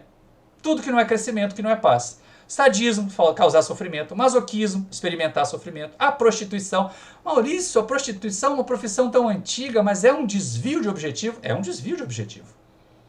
A pessoa que mercadeja com a própria sexualidade, ela não tem por objetivo se repletar, crescer, se sentir em paz. Menos ainda se reproduzir. Nós vemos o quanto os profissionais se colocam, às vezes, deprimidos, infelizes, se sentindo em condição inferior na sociedade. Então é lógico que é um desvio de objetivo. E a gente precisa ser cauteloso em relação a isso. Tá? Mas Emmanuel é que realmente traz para nós uma série de observações interessantes, porque a gente quer tanto colocar um rótulo de anormal nos outros, e aí Emmanuel vai colocar um rótulo na gente. Não é um rótulo, tá? É uma reflexão. Mas lá no livro Vida e Sexo, agora na página 90, ele vai dizer para nós o seguinte, olha, a vida espiritual pura e simples se rege por afinidades eletivas essenciais. No entanto, através dos milênios, o espírito passa por fileira imensa de reencarnações, ora em posição de feminilidade, ora em condição de masculinidade. E aí vem o que sedimenta o fenômeno da bissexualidade, mais ou menos pronunciado em quase todas as criaturas. Então, embora estatisticamente a orientação bissexual seja a menos frequente na sociedade terrena, as experiências multimilenares que nós temos como espíritos em várias morfologias, em várias experiências como homens, como mulheres, fazendo transições entre homens e mulheres e homens, como diz ali Emmanuel, sedimenta a bissexualidade, de forma mais ou menos pronunciada em cada um de nós. Sente o que se sabe heterossexual, e de repente olhou para alguém que tem a mesma morfologia sua, e o coração bateu um pouquinho mais acelerado, não se assuste não, você não está virando bissexual, não está saindo do armário. Pode ser apenas esse falar ali dessa bissexualidade muito intrínseca que aparece em nós. A mesma coisa você aí, que se reconhece desde muito cedo, homossexual, e de repente numa conversa com um amigo, com uma amiga que tem a morfologia diferente da sua, se sente atraído por essa pessoa, não se preocupe, você não está voltando para o armário. Está apenas deixando mostrar essa facetazinha, essa penugem de bissexualidade que, segundo Emmanuel, todos nós trazemos, milenarmente consolidada, sedimentada em nós. Então isso quebra os nossos preconceitos, né? Porque a gente não tem só assim aquele, né, só aquele Joãozão, ou também não tem só as Penélope charmosa. Todo mundo, né? Todo machão tem uma dançarina de flamenco dentro dele. Assim como toda Penélope charmosa tem um Mike Tyson dentro dela. A gente vai acabar percebendo isso. Então, não sejamos preconceituosos com os outros, que mostram mais ou menos essa diferença tênue, ou essa bissexualidade aparecendo, ou ou menos diferenças marcantes entre comportamento e exterioridade da sexualidade. Até porque os amigos espirituais chamam a nossa atenção agora sobre o olhar do espírito sobre a homossexualidade. De novo, Emmanuel, Vida e Sexo, agora é um texto que vai transcender 2 páginas, é 89 a 90. E Emmanuel, falando sobre a homossexualidade, diz o seguinte: observada a ocorrência da homossexualidade, mais com os preconceitos da sociedade constituída na Terra pela maioria heterossexual, do que com as verdades simples da vida, essa mesma ocorrência vai crescendo de intensidade e de extensão com o próprio desenvolvimento da humanidade. E o mundo vê na atualidade, em todos os países, extensas comunidades de irmãos em experiências dessa espécie, somando milhões de homens e mulheres, solicitando atenção e respeito em pé de igualdade, ao respeito e à atenção devidos às criaturas heterossexuais. Emmanuel escreveu isso foi publicado em 1970. E hoje nós estamos precisando que isso volte a fazer parte das cogitações da sociedade terrena. E que não saia das nossas cogitações de espíritas. Porque, gente, é muito complicado as criaturas chegarem à casa espírita buscando acolhimento, buscando socorro e se depararem com atos homofóbicos. Com aquele olhar de esguelha, com aquela segregação, não, você é homossexual, você não pode trabalhar na reunião mediúnica, não pode evangelizar crianças porque vai seduzir as crianças. Estão fazendo um pré-julgamento. Vai lá no livro Loucura e Obsessão e vocês vão ver como a espiritualidade ajuda o personagem Lício a reorganizar a sua sexualidade, a reestruturar os seus sentimentos. E é exatamente no trabalho no bem e com a evangelização. Então sejamos atentos. É claro que nós não vamos ser imprudentes e mandar lobos desequilibrados por meio de ovelhas indefesas. Mas nós não podemos ser preconceituosos. Emmanuel chama a nossa atenção que o nosso olhar, mesmo dentro das casas espíritas, às vezes ainda é baseado no preconceito da sociedade. Só dizer que o indivíduo escolheu ser gay, a gente já está sendo preconceituoso. E aí, essas criaturas hoje se colocam, se mostram, está aí o movimento LGBTQIA+, buscando seus direitos, clamando pela possibilidade de constituição de famílias. Outra sugestão importante que não vai aparecer aqui porque nós não temos tanto tempo assim, mas no livro Desafios da Vida Familiar questiona o espírito Camilo a respeito da adoção de crianças por casais homossexuais. Vão lá ver qual é a resposta que ele dá, gente. Como que é interessante. A gente aqui pode só resumir o seguinte: Camilo responde assim: o que vocês preferem, né? Preferem que essas crianças continuem nos abrigos, abandonadas, crescendo sem afeto? Ou que elas encontrem afeto num casal homoafetivo que vão dar respaldo para ela? E diz a Camilo: temos visto companheiros nessa faixa de jornada evolutiva da homossexualidade que promovem grandes revoluções em suas vidas exatamente porque se tornam pais e se tornam mães. Se reequilibram por amor. Essa é uma questão a ser colocada. Então eles merecem igualdade, respeito e atenção em pé de igualdade ao respeito e à atenção devidas às criaturas heterossexuais. Não sejamos nós, os espíritas, a fonte de preconceito. Sejamos acolhedores. Sejamos dos que colaboramos, cada um de nós, para a nossa própria evolução, nosso próprio progresso e para o progresso dos irmãos que nos buscam nas nossas casas espíritas. E aí é lógico, na visão espírita, muitas vezes a gente tem a homossexualidade como parte das experiências das pessoas. E nós vamos lá no livro Vida e Sexo, o Emmanuel falando da chamada homossexualidade expiatória. Homens e mulheres que abusaram das forças genésicas reencarnam em corpos invertidos, em relação à sua identidade sexual predominante. É o caso do Lício, lá daquele livro Loucura e Obsessão, que a gente já citou aqui. Quem estiver assistindo no YouTube, eu vou tentar colocar a capinha em algum ponto aqui da tela. Fiquem atentos, mas eu vou mostrar a capinha para vocês que estão assistindo lá no meu canal no YouTube. Quem está assistindo hoje aqui no GPELA, fica a recomendação, o livro é Loucura e Obsessão, do Espírito Manuel Filomeno de Miranda. Nós vemos esse caso aí, de homossexualidade expiatória. O Lício havia sido uma mulher, em encarnações anteriores, muito sedutora, muito leviana, abusava dos seus amantes, e aí ele reencarna num corpo masculino. É abusado sexualmente na adolescência e passa todo um período da sua existência muito traumatizado, ao ponto de pensar em suicídio, porque ele não conseguia conformar a sua orientação sexual, homossexual, o seu comportamento homossexual, né, que ele cometia nas entrelinhas ali da sua vida, nas formas ocultas, e aquilo que a sociedade lhe impunha, aquilo que a família lhe impunha, aquilo que a sua cultura lhe impunha. Então ele vai buscar ajuda lá no centro da irmã Emerenciana e a espiritualidade o auxilia a encontrar um jeito de colocar a sua homossexualidade expiatória a serviço do seu progresso. Mas às vezes a homossexualidade não é expiatória. O indivíduo não tem a orientação homossexual para sofrer, para pagar dívidas, porque a gente adora dizer que está pagando dívida, né? Deus não é agiota, tem que ficar emprestando encarnação para a gente pagar dívida, coisa nenhuma. E aí, mais uma vez, Emmanuel vai dizer para nós assim, há também espíritos cultos e sensíveis, aspirando a realizar tarefas específicas na elevação de agrupamentos humanos e, consequentemente, na elevação de si próprios. Rogam dos instrutores da vida maior que os assistem à própria internação no campo físico, em vestimenta carnal oposta à estrutura psicológica pela qual transitoriamente se define. Então o espírito pede, olha, eu fui mulher muitas vezes, mas eu preciso realizar uma tarefa, então me dá um corpo de homem. Porque aí eu vou controlar o meu impulso sexual por outros homens, não vou vivenciar, não vou me desequilibrar, ou até vai formar um par homoafetivo, mas com equilíbrio, para poder ter tempo de realizar o meu trabalho. Ou, e a maioria das vezes, esses tarefeiros da homossexualidade não expiatória não formam pares. Escolhem com isso viver temporariamente ocultos na armadura carnal, para não atrair para si o desejo dos outros, com o que se garantem contra arrastamentos irresistíveis no mundo afetivo. É interessante porque, assim, quem conviveu com Chico Xavier percebia nitidamente ali um espírito com características maternais, né? Muito maternais. Era uma alma feminina num corpo masculino. Agora, ele tinha a tarefa de psicografar mais de 40 livros. Não, começou ali com os 40 e depois estendeu para 400 livros, né? E aí a gente começa a perceber o seguinte, imagina o Chico Xavier com essa tarefa de escrever 400 livros, com uma forma física exuberante, como de uma dessas modelos super top que aparece aí. O quanto que ele ia ser assediado por homens.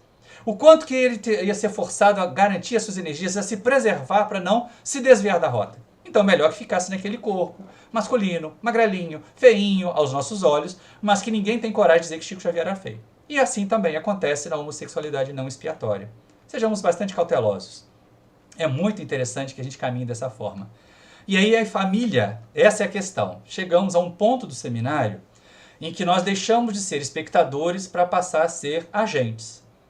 A sexualidade, ela tem muito a ver, tem tudo a ver. Lembra daqueles slides iniciais que eu coloquei assim, pais desinformados, filhos desajustados? Pois é, família, ela não determina o comportamento sexual dos indivíduos. Nós sabemos, tem famílias extremamente conservadoras que os filhos e filhas conseguem ter vidas sexuais muito agitadas, embora as famílias sejam conservadoras. É aquela história de uma certa cantora que dizia, né, toda donzela tem um pai que é uma fera, mal sabe ele que a fera é ela. Porque todas as vezes que nós somos muito castradores, sai tudo pelo vão dos dedos, né? Que a gente quer apertar muito, quer pressionar muito, escapa tudo pelo vão dos dedos. Então a família não determina, mas ela atrapalha muito, ela influencia muito, principalmente se for uma família desajustada. Quando nós temos, por exemplo, pais permissivos, daqueles que, né, não estão preocupados em orientar-se sexualmente para que os filhos tenham exemplos, modelos a seguir. Ou são muito castradores, como a Perpétua do Jorge Amado, que era proibido falar de sexo lá. E os filhinhos dela andaram pulando a cerca, os dois, né? Então a gente começa a perceber que essas situações de pais permissivos ou de castradores vão gerar filhos e filhas fragilizados na sexualidade. Tá? Aquelas criaturas inseguras, porque não encontraram com quem conversar, não encontraram um modelo para seguir, não perceberam na sexualidade vivenciada em casa uma coisa natural. Então toda descoberta, tudo o que acontece, todas as transformações do corpo são sempre surpresas e muito dolorosas. Por isso a necessidade de famílias equilibradas, de famílias ajustadas, de que nas nossas reuniões dos grupos de família das nossas casas espíritas nós tragamos o tema sexualidade para ser ali trabalhado, para ser ali considerado. E aí nós vamos ver essas criaturas fragilizadas por exemplo, a erotização precoce, né?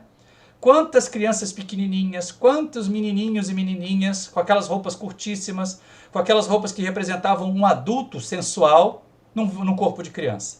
E depois as pessoas reclamam de haver outros adultos interessados em crianças pequeninas.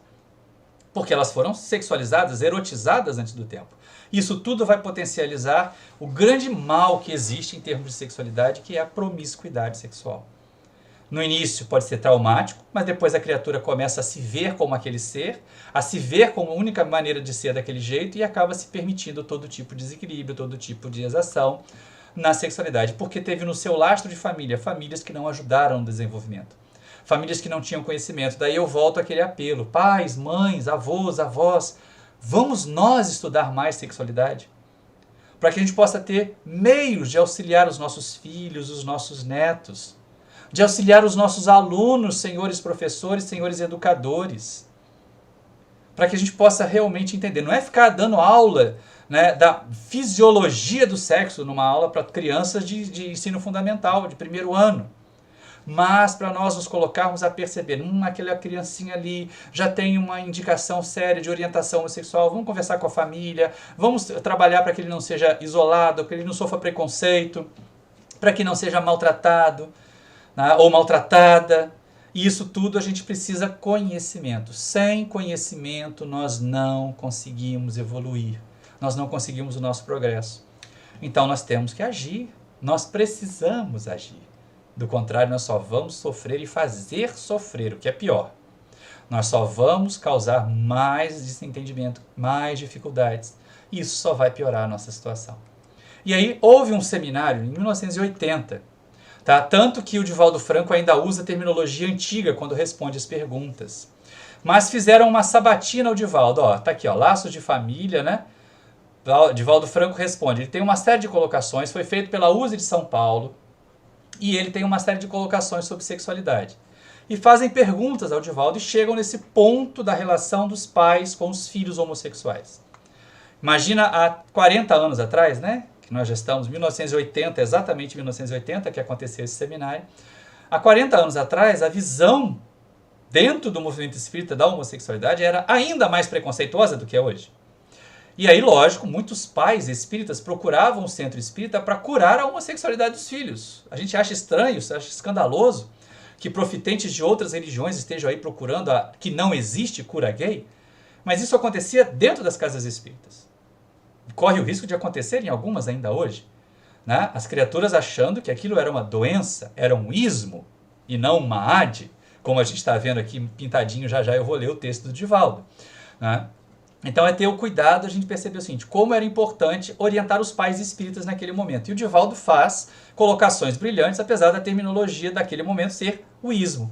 Ele diz o seguinte: olha, se os pais, desde cedo, acompanharem o desenvolvimento emocional dos filhos, notarão as primeiras manifestações que os alertarão para a homossexualidade, que afinal de contas é uma experiência evolutiva no processo de desenvolvimento dos valores éticos do ser. Então aqui é um chamado que o Divaldo faz, o seguinte: olha, presta atenção no seu filho, na sua filha. Não aparece no centro aqui dizendo: meu filho entrou na adolescência e de repente virou gay, a minha filha entrou na adolescência e de repente virou gay. Isso não acontece. Como a orientação sexual ela é do espírito, ela não é uma escolha, ninguém escolhe ser gay de repente. Pode ser que o comportamento, esse sim é uma escolha, apareça na adolescência, apareça num momento em que os pais não estavam querendo ver, estavam querendo ficar cegos. Mas o que a gente precisa é estar atento. Se os pais, desde cedo, acompanharem o desenvolvimento emocional dos filhos, notarão as primeiras manifestações que alertarão para a homossexualidade, para que nós possamos proteger esses nossos filhos e não entortá-los, né, castrá-los, tentar transformá-los em heterossexuais quando eles, na verdade, têm orientação homossexual. E o ideal é ajudá-los a ser as melhores, bem resolvidas criaturas possíveis. Ter a paciência de dizer assim: não, eu não era exatamente o que a minha história me trouxe, não era o que eu esperava para o meu filho ou para a minha filha. Mas se a minha filha me trouxer para conhecer uma nora, eu vou abraçar essa nora como filha. Respira fundo e seja espírita de verdade e faça isso. Se o meu filho vier me apresentar um genro, eu vou abraçá-lo como meu filho. Respira fundo, seja espírita de verdade e faça isso. É o que o Divaldo está recomendando para nós aqui. Porque a homossexualidade não é doença, é uma experiência. E ele chama mais atenção ainda aqui, ó, não cabe assim aos pais detestá-los ou expulsá-los do lar por arroubo de pudor ferido, quando os filhos demonstrarem sua própria preferência sexual fora dos padrões procriativos. Somos de parecer que a homossexualidade é uma experiência para o espírito e não uma doença, como pretendem alguns estudiosos. Seja, porém, como for, o filho homossexual merece e necessita assistência, educação e amor. E aí eu coloco ali o meu, como todos os outros filhos. Porque os filhos heterossexuais também precisam de assistência, educação e amor. A questão é como nós vamos educar o nosso filho ou a nossa filha que nós reconhecemos terem orientação homossexual. Tentar fazê-los heterossexuais à força vai causar distanciamento, vai causar mais dores, vai provocar experiências desequilibrantes. Ao passo, se aquela criatura tiver a condição de dizer, pai, mãe, eu acho que eu sinto atração por outras pessoas do mesmo sexo que eu. E a gente entender isso e colocar quais são as barreiras, quais são as dificuldades, quais são os perigos. Nós vivemos numa sociedade imensamente homofóbica, agressiva contra os homossexuais. Então, se você perceber o seu filho, sua filha com orientação homossexual, é importante que ele seja preparado para isso. Como nós vivemos numa sociedade racista, e lá nos Estados Unidos, por exemplo, o que as famílias negras fazem é já orientar os filhos para não reagirem à violência policial, porque eles sabem que isso é parte da cultura deles. Então aqui no Brasil, um país homofóbico, um país conservador, um país que se diz cristão, mas que não tem o Cristo nas ações, a gente começa a ter necessidade de conversar e acolher os nossos filhos, acolher os nossos jovens. Há tantos jovens do movimento espírita que nos procuram para buscar apoio paternal, porque não encontram isso nas famílias. E conosco, com os dirigentes de mocidade, eles conversam sobre a sua sexualidade. Então é bom que os dirigentes de mocidade estejam educados, preparados, que se esclareçam sobre isso, que se reconheçam como divulgadores de uma mensagem consoladora. Você não é um anormal. Você é alguém que precisa buscar com mais força ainda, com mais equilíbrio ainda, a sua felicidade. É isso que nós precisamos passar para os nossos jovens. É isso que é necessário compartilhar com as pessoas. Do contrário, nós apenas vamos espalhar sofrimento. Nós vamos retardar o progresso do planeta Terra. E não é nada bom isso. E já que a gente está falando de relacionamento com os pais, né, também tem aquela velha história de que pais com os filhos heterossexuais, que eles impulsionam. Né? Não tem aquela história, segura suas cabras que o meu bode está solto quando o filho entra na adolescência? Ou equívoco danado, gente. Então, ó, não incentivar a promiscuidade. Educar os nossos filhos, sejam eles heterossexuais ou homossexuais, para o amor, para o respeito a eles mesmos e aos outros. Jamais use ninguém. Chega lá para o nosso filho de 15 anos, que está se achando, né, o frango mais bonito do galinheiro, que está seduzindo ou achando que está seduzindo todas as franguinhas, e diz assim, meu filho, não abuse das meninas, seja respeitoso. E não aquela história, vai, quem tem que cuidar das filhas são os pais dela, você é menino. Não, isso é uma visão acanhada, é uma visão tosca. Então sejamos cautelosos, não precocizemos a sexualidade dos nossos filhos, mesmo os reconhecendo heterossexuais, porque a gente vai dizer, meu filho é normal, minha filha é normal, então tudo pode. Não, não pode. Se for desrespeitar os outros, se for causar dano aos outros, se for prejudicar os outros, não pode, não deve. Porque senão é desequilíbrio consequente na certa. E a gente não deve ficar buscando isso. A irresponsabilidade sexual, olha só esse quadro, né? Os problemas do mau uso do sexo. O que isso traz? Deterioração das relações. Olha hoje como é que as nossas relações estão complicadas. No meu tempo de jovem, a gente tinha que andar na praça, né, uns 6 meses, para passar na janela da menina para ter coragem de piscar o olho para ela e depois uns 6 meses mais para pedir para namorar. E depois quase 1 ano para ter coragem de ir na casa do sogro pedir para namorar em casa, com o irmão caçula sentado no meio do sofá, que era a única finalidade da existência de irmão caçula na vida, era atormentar namoro. A gente vê hoje, as criaturas ficam sem responsabilidade, é casual, é sexo casual. Sexo casual é desagregação, sexo casual é bestialidade, não há sentimento envolvido. Isso vai gerar vazio existencial, vai gerar conflitos existenciais. Conflitos existenciais, vazio existencial, vão desembocar onde? Nas perturbações psíquicas. E aí, muitas vezes, para fugir das perturbações, fugir do trauma, fugir do vazio, a pessoa se permite desregramentos sexuais. E aí sintonizam com espíritos desequilibrados também. Aqueles lá da cidade perversa, do livro do Manuel Filomeno de Miranda, Sexo e Obsessão. Processos obsessivos se instalam em torno da sexualidade. O próprio Emmanuel diz, né, há poucas criaturas, no livro Vida e Sexo, que não tenham na Terra compromissos pesados na área da sexualidade. Então nós precisamos ser vigilantes. Sem contar as enfermidades do corpo físico, né, gente? Doenças, as DSTs como um todo, a AIDS e os crimes, as violências, as agressões. Desde os estupros, que não são nada simples, né? Porque de pessoa fala, desde um simples estupro até um homicídio. Gente, isso é uma aberração. Estupro não tem nada de simples. Violência sexual não tem nada de simples. Abuso sexual de mais frágeis, de crianças, de adolescentes, não tem nada de simples. É hediondo. Mas os desequilíbrios da sexualidade levam a isso. E aí o que vem o grande problema, o alerta, ó, é ataque em cima de ataque atrás da juventude. Por isso, tantos programas que erotizam. Por isso, tantos programas que buscam sexualizar as crianças e os adolescentes hoje. Ah, nós vamos proibir os nossos filhos de ver, de assistir uma série da Netflix que trata disso? Que trata de educação sexual? Não, mas nós vamos conversar com eles sobre isso. Se a gente perceber algum excesso, nós vamos, inclusive, assistir juntos. Ah, para constranger? Não, para aprender. Algumas dessas colocações podem trazer informações que nós não temos. Mas nós podemos ter informações que estão sendo veiculadas lá de forma equivocada. E aí cabe a nós, com o nosso conhecimento espírita, cabe a nós, com a nossa formação doutrinária, fazer os devidos ajustes. Principalmente junto aos nossos jovens. E aí vem a outra sugestão. Eu já fiz uma sugestão de levar os temas de sexualidade para as reuniões dos nossos grupos de família. Agora vem a sugestão de levar o tema sexualidade para a nossa pré-juventude, para a nossa juventude. Talvez até para o nosso terceiro ciclo. Porque eles estão recebendo essas informações, esses aportes muito cedo. E é bom que eles tenham a visão dos espíritos. A visão que a doutrina espírita nos permite ter sobre sexualidade. Para que eles possam realmente se orientar. Para que eles possam mesmo crescer de forma saudável, fugindo desses problemas aqui dos abusos da sexualidade. E aí vem uma questão interessante, né? O comportamento sexual, nós já estamos próximos do fim, esperando que as pessoas depois se manifestem, tragam dúvidas, coloquem as questões que têm. Porque a gente está falando sozinho aqui quase 2 horas, e aí o nosso material foi fluindo, a gente depois entra num bate-papo com a Yara e com o pessoal que estiver online com a gente. Mas a questão do comportamento sexual aqui ela é muito delicada. Tá? O problema do comportamento sexual não é a criatura que tem orientação homossexual encontrar o seu parceiro e a sua parceira e vivenciarem um comportamento homossexual equilibrado familiar. Não é o heterossexual encontrar o seu parceiro ou a sua parceira e viverem um relacionamento sexual equilibrado familiar. É a promiscuidade.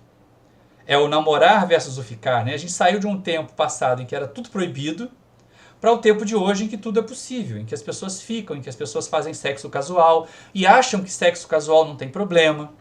Quando na verdade isso é uma coisificação do outro, é um vilipêndio, é um abuso, tá? É uma transgressão das leis divinas, porque nós devemos amar ao próximo como a nós mesmos. Quando nós fazemos sexo casual, nós nem amamos ao próximo nem a nós mesmos. Nós estamos valorizando mais as nossas glândulas, os nossos órgãos genitais, do que o ser espiritual que nós somos quando fazemos sexo casual. Então o problema aparece aqui, ó, na promiscuidade sexual. Essa é uma questão que a gente precisa estar muito, muito vigilante, para não cair. E aí vem propostas da espiritualidade para nós. Tá? Promiscuidade sexual, promiscuidade afetiva, e simbolicamente eu coloquei os raios caindo aqui em cima da gente. Por quê? Porque eles vão resultar em felicidade. Qualquer um de nós que se permita um comportamento promíscuo na sexualidade vai em algum momento, e não vai ser muito tarde não vou imaginar assim, o indivíduo passou a vida inteira na gandaia, mas agora que está velho, ele está se sentindo mal, está triste, está cheio de doenças. Não, isso vai acontecer bem antes de ficar velho. Bem antes do nosso corpo já não responder mais aos nossos estímulos. Porque o dano começa aqui, o dano começa nos sentimentos. O dano começa no ser espiritual que nós somos. A promiscuidade causa dano a nós, como causa dano aos outros também. E não nos deixemos iludir. Olha que coisa interessante. Joana de Ângeles, no livro Despertar do Espírito, ela fala para nós de sublimação da função sexual. Algumas pessoas mais aceleradas, menos observadoras, poderiam dizer, Joana de Ângeles foi freira. Para ela, sublimação sexual é abstinência. Olha o que está escrito nesse livro. E nós vamos perceber que sublimação é sublimar a função, não é deixar de fazê-la.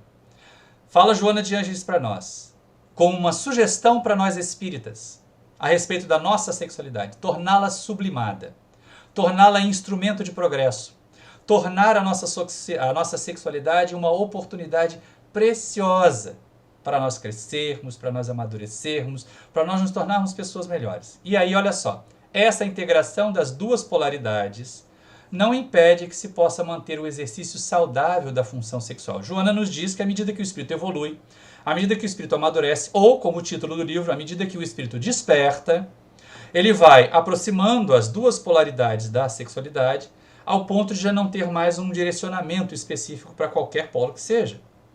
Tá? Isso é característica de evolução, é aquilo que a gente tinha comentado antes. A pessoa não tem que parar de fazer sexo para evoluir.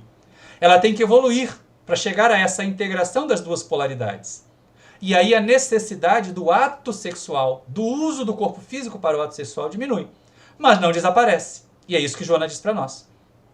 Essa integração das duas polaridades não impede que se possa manter o exercício saudável da função sexual e, ao mesmo tempo, a sua canalização mística interior, sem atropelos ou tormentos, que levariam a liberar-se de sua exclusiva finalidade orgânica, ampliando-a desse modo de forma expressiva na sua capacidade criativa. Pode, portanto, apresentar-se entre aqueles que superem a função sexual, não exercendo, então, sublimação com abstinência, e aqueles outros que, embora vivenciando-a, também elegem a sublimação, experimentando momentos de alta identificação com a divindade. Gente, olha a percepção de Joana de Ângeles quando ela nos fala que criaturas que vivenciam a sexualidade no corpo físico, mas que elegeram a sublimação, direcionam a sua energia para o bem, para o seu conforto e o seu equilíbrio, para o conforto e o equilíbrio das pessoas com quem se relacionam. Essas criaturas conseguem experimentar momentos de alta identificação com Deus, através da sexualidade vivida equilibradamente. Daí sexo não ser feio, daí sexo não ser pecado, daí sexo não ser tabu, pelo menos na visão dos espíritos. Pode ser que alguns espíritas ainda vejamos a sexualidade dessa forma com a nossa visão católica, com a nossa visão judaico-cristã do passado. Mas os espíritos sérios, como Emmanuel, como Joana de Ângeles, citados aqui, como André Luiz, citado aqui, não veem a sexualidade como uma coisa a ser proibida, a ser deixada de lado, a ser negligenciada, mas ao contrário. Assim como Allan Kardec nos sugere trabalhar e conhecer a mediunidade para bem usar a mediunidade, os amigos espirituais nos sugerem conhecer a sexualidade para bem utilizar a sexualidade, para transformar a sexualidade em instrumento do nosso equilíbrio, da nossa paz. E aí, como a gente já está caminhando aqui para o encerramento, porque eu gostaria realmente de deixar aí pelo menos uns 10 minutos para a gente conversar, não é? Qual é o nosso desafio? O que hoje, século XXI, 2021, tendo ouvido, tendo lido, tendo estudado sobre sexualidade, o que hoje a espiritualidade nos recomenda? Qual é o nosso desafio imediato? Aí eu vou voltar lá com aquele quadro do Gibson Bastos, da evolução do impulso sexual. Será que é desafiador para nós hoje controlar o nosso impulso sexual ao ponto de a gente querer fazer sexo à força com outras pessoas? Eu imagino que nas fileiras do Espiritismo nós já vencemos isso. Isso não é desafio para nós. Hoje não é mais. A gente já pode ter vivenciado isso, pode ter tido experiências desse tipo em outras existências? Podemos. Nenhum de nós aqui é santo. Estamos encarnados no planeta de provas e expiações. Estamos sujeitos à matéria. Mas nós estamos aqui convocados para evoluir. Será que hoje nós espíritas, que aprendemos tanto sobre amor, que ouvimos tantas palestras sobre Jesus, em que o amor é colocado ali da forma mais sublime, vamos fazer o jogo equivocado da sedução, de colocar regata mostrando os músculos, de usar o top delineando as curvas, só para seduzir outra pessoa? Só para conseguir uma oportunidade de fazer sexo com aquela pessoa e depois descartá-la, porque não era interesse nosso conviver com aquela pessoa? Eu imagino que isso também não é desafio para nós. Esse desafio já está vencido. Agora, se nós ficarmos criando ansiedade, bom, agora eu sou espírita, no dia 19 de setembro eu assisti o seminário do Maurício lá no Gepela, eu vou amar como Jesus. Vai se frustrar. Jesus chegou àquela condição de amor como espírito puro, depois de ter passado por tudo que nós passamos aqui. Não imaginemos Jesus como uma exceção, mas como um modelo e como guia, como alguém que passou pelas experiências que nós passamos e que alcançou uma condição diferente. Então, nós que estamos passando por essa experiência, também vamos passar ou vamos poder chegar a essa condição diferente.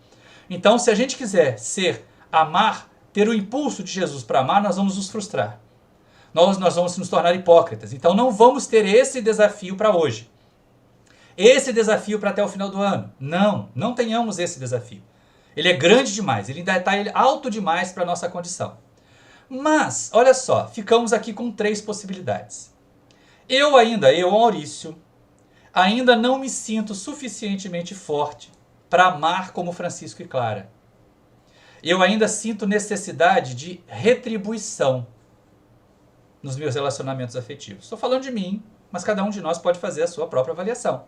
Retribuição, e não só nos relacionamentos sexuais, não, gente. Retribuição, né, na troca de afeto. A troca de afeto com os filhos, a troca de afeto com os amigos. A gente ainda é carente. Então, imaginar que nós vamos sublimar a sexualidade, como Francisco e Clara, prescindir do toque e conseguir continuar amando aquela pessoa que nem olha pra gente, é muito difícil. Também é frustrante. Então, não vamos querer para nós esse desafio agora. Fiquemos com esses 2 aqui. A nossa sociedade nos propõe esse, né? Pula a cerca aí, vamos ter mais de uma pessoa, vamos ficar, porque você fica com uma pessoa numa festa, fica com outra na outra, é exatamente essa estrutura poligâmica. Poligâmica disfarçada? Poligâmica disfarçada. As pessoas não estão casadas, as pessoas não têm um compromisso formal. Daí a necessidade das pessoas dizerem, é casual, não tem envolvimento, não tem emoção. É só animalidade, então? É isso? O nosso desafio é romper com esta realidade que ainda existe, com esse perfil poligâmico, com esse perfil da infidelidade, e a infidelidade em relação a nós, para conquistarmos essa condição aqui. O nosso desafio de hoje é vivenciar o perfil psicológico marido e mulher fiel. Amar uma pessoa de cada vez, do ponto de vista do relacionamento sexual. Nos dedicarmos a essa pessoa. Construirmos alguma coisa, construirmos o bem com essa pessoa. E se por acaso percebemos ao longo do caminho, percebemos em meio da jornada, que não era exatamente aquilo, que não era exatamente a pessoa ideal, ou que o relacionamento se desgastou, ou que já não conseguimos mais a mesma plenitude, ou que já não conseguimos mais feliz, ter a honradez, ter a dignidade de conversar. Finalizemos o nosso relacionamento. Tentemos ser bons amigos, já que não somos bons parceiros e parceiras. Mas vamos seguir adiante. Não viole os votos de afetividade que fizer. É monogamia o nosso desafio para hoje. É a mensagem que eu deixo para encerrar essa tarefa. Ah, Maurício, mas isso aí é muito difícil. Quer dizer que a gente tem que casar? Não. Só quer dizer que nós temos que ser honestos com os nossos próprios sentimentos, com o nosso modelo, que é esse aqui, ó, Jesus. Começar a amar agora. Esse é o momento mais propício para nós exercitarmos o amor, para nós equilibrarmos a sexualidade. Essa é a nossa hora. Se nós formos ao Livro dos Espíritos, na 3ª parte, estudarmos a lei do progresso, nós vamos descobrir que nós estamos hoje na melhor posição evolutiva que jamais estivemos antes. Ah, mas numa outra existência eu fui rico, numa outra existência eu ocupei um cargo poderoso, numa outra existência eu fui da aristocracia, fui príncipe, fui nobre. Mas foi pior do que é hoje. Espiritualmente foi pior do que é hoje. Então essa é a nossa melhor hora para conseguir as virtudes. No passado nós fracassamos. Essa é a oportunidade mais preciosa que nós temos. E aí vem a proposta de Jesus. Quando perguntaram os fariseus, querendo enredar Jesus, né? Querendo fazer Jesus parecer pouco sábio, ou querendo fazer Jesus mostrar que tinha fragilidade na sua doutrina. Mestre, qual é o maior mandamento da lei? E aí Jesus responde aos fariseus e à população que ouvia. O maior mandamento da lei é este. Amarás o Senhor teu Deus com todo o teu coração, com todas as suas forças. E aqui vai outro semelhante a este. Jesus assemelha o amor a Deus a esses 2 próximos mandamentos de amar. Amarás o teu próximo como a ti mesmo. O amor ao próximo também estava colocado lá no Velho Testamento. Só que os judeus não faziam. Ou só viam o próximo como sendo o seu parente, o seu familiar, ou o seu irmão de raça. Mas Jesus nos orienta a amar ao próximo como nós amamos a nós mesmos. Aí é claro que isso daria tempo para outro seminário. eu vou sugerir que vocês procurem lá no meu canal a palestra O Amor como Solução, em que nós vamos tratar exatamente dessas formas de amar, dessas maneiras de utilizar o amor. Procurem lá, canal Maurício Mancini, se inscrevam no nosso canal, para a gente poder ter o prazer de receber mensagem de vocês lá também. Quando esse vídeo, esse seminário for veiculado lá no final de novembro, aproveitem também para deixar um like, quem puder assistir mais uma vez, porque nós vamos ter alguns inserts aqui, as capas dos livros pelo menos. Mas sugiro a vocês assistirem essa palestra, O Amor como Solução, que já está lá. A capinha é azul, né, tem uma tarjinha, 2 tarjinhas vermelhas com o título, para a gente poder perceber, esse é o nosso melhor momento para exercitar o amor ao próximo e a nós mesmos, como forma de nós também amarmos a Deus. Meus irmãos, minhas irmãs queridas, eu gostaria muito que nós aproveitássemos esse instante de reflexão para que a nossa sexualidade se torne um instrumento de progresso, um instrumento de crescimento espiritual para nós. E aí eu encerro aqui nesse momento, vou encerrar o compartilhamento de tela, voltar lá com a Yara, voltar com os nossos queridos companheiros para a gente poder caminhar para o encerramento, se não tiver nenhuma pergunta. Certo, Yara?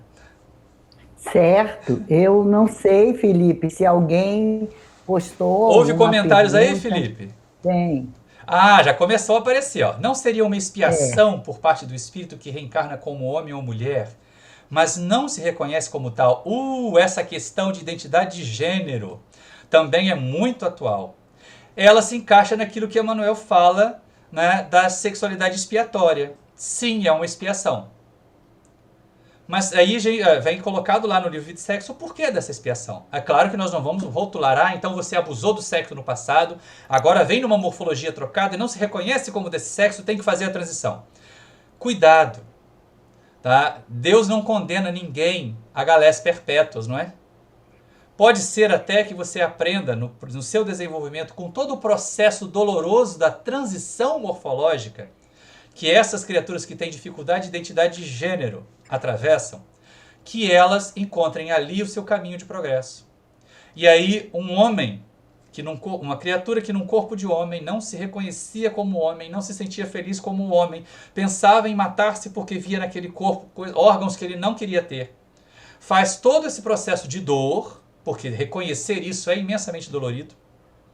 A gente tenta ser empático, mas eu não tenho condições de compreender a dor que deve ser para uma pessoa olhar para o seu corpo desnudo e não reconhecer que é seu. Eu tento ser empático, mas eu não consigo. Porque eu olho para o meu corpo e eu gosto dele. Ainda mais agora, 30 quilos mais magro. Tá, Yara? Quem me conheceu nos tempos de gordinho deve saber que o Maurício está, né, piscandinho aqui, 30 quilos a menos. Mas eu gosto dele. Então é muito difícil eu compreender. Mas eu tento ser pelo menos empático. É muito dolorido. Está incluso nesses processos expiatórios. Sim, Felipe, está incluso nesses processos expiatórios. Agora, que pode ser que essa pessoa encontre na transição a sua euforia. Pode ser que ele não tenha vindo para ficar deprimido e tentar suicídio 5, 10 vezes até conseguir, que não é sucesso, né? Até conseguir alguma vez, porque não se identificava com o corpo que tinha. Então, se há realmente essa percepção, se está infeliz com o corpo que tem, procure os meios que a ciência lhe proporciona para fazer o reajustamento. E aí aquele homem infeliz pode se tornar uma mulher muito feliz.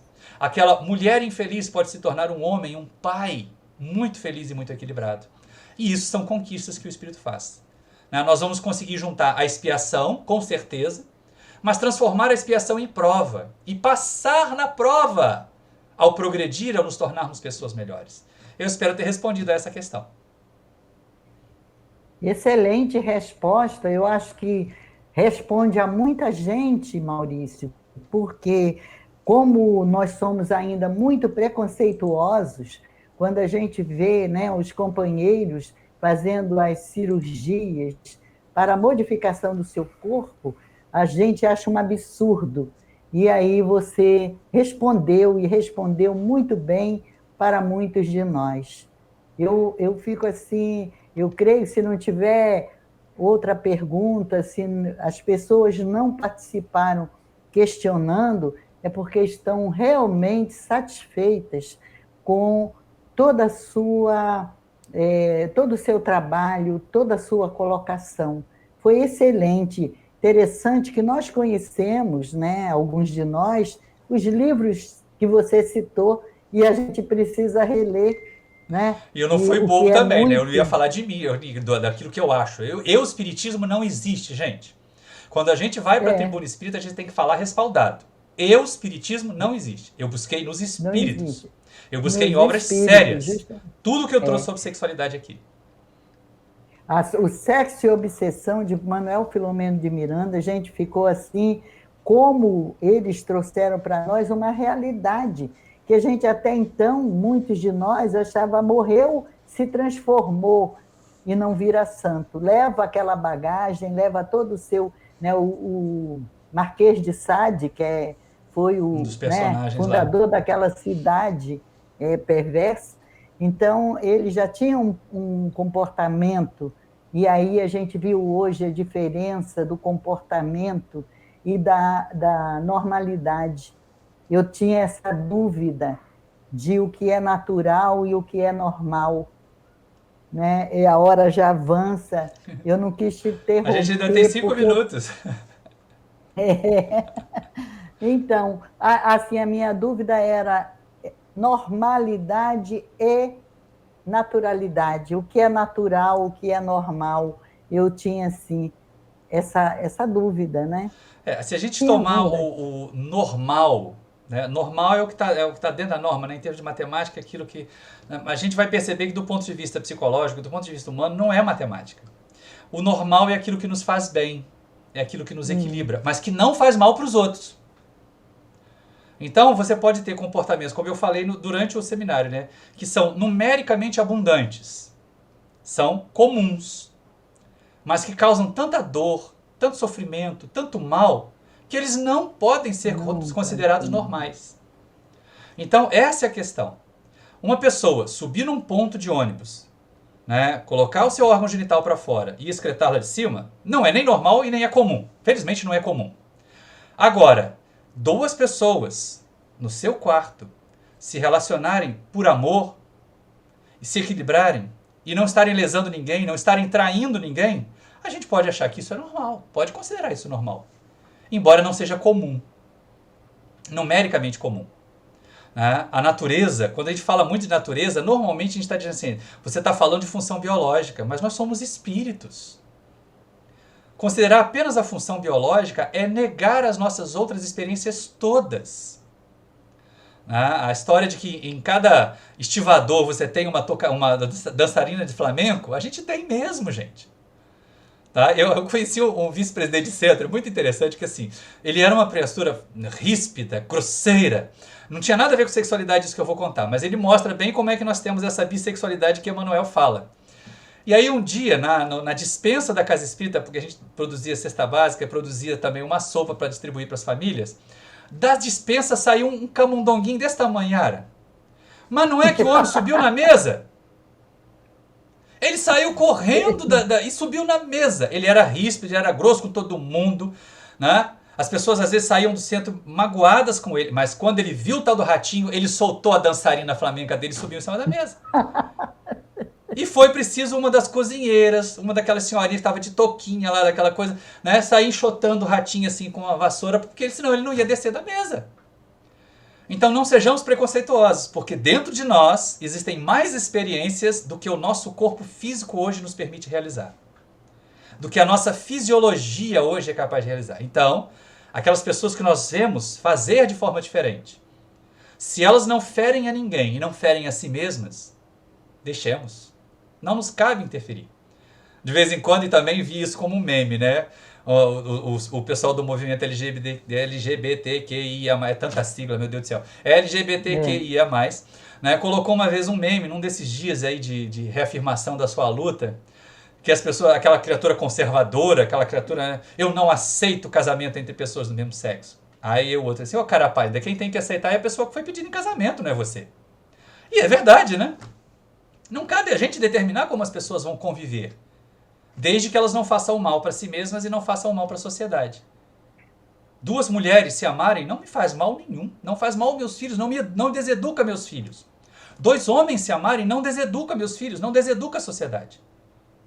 E aí eu volto ao livro do Raul, Desafios da Vida Familiar, quando ele responde que durante muito tempo o Espírito Camilo viu companheiros e companheiras que viviam em desequilíbrio, que viviam em desajuste na área da sexualidade, por causa da sua orientação homossexual, e que ao adotarem crianças se tornaram homens e mulheres muito mais equilibrados.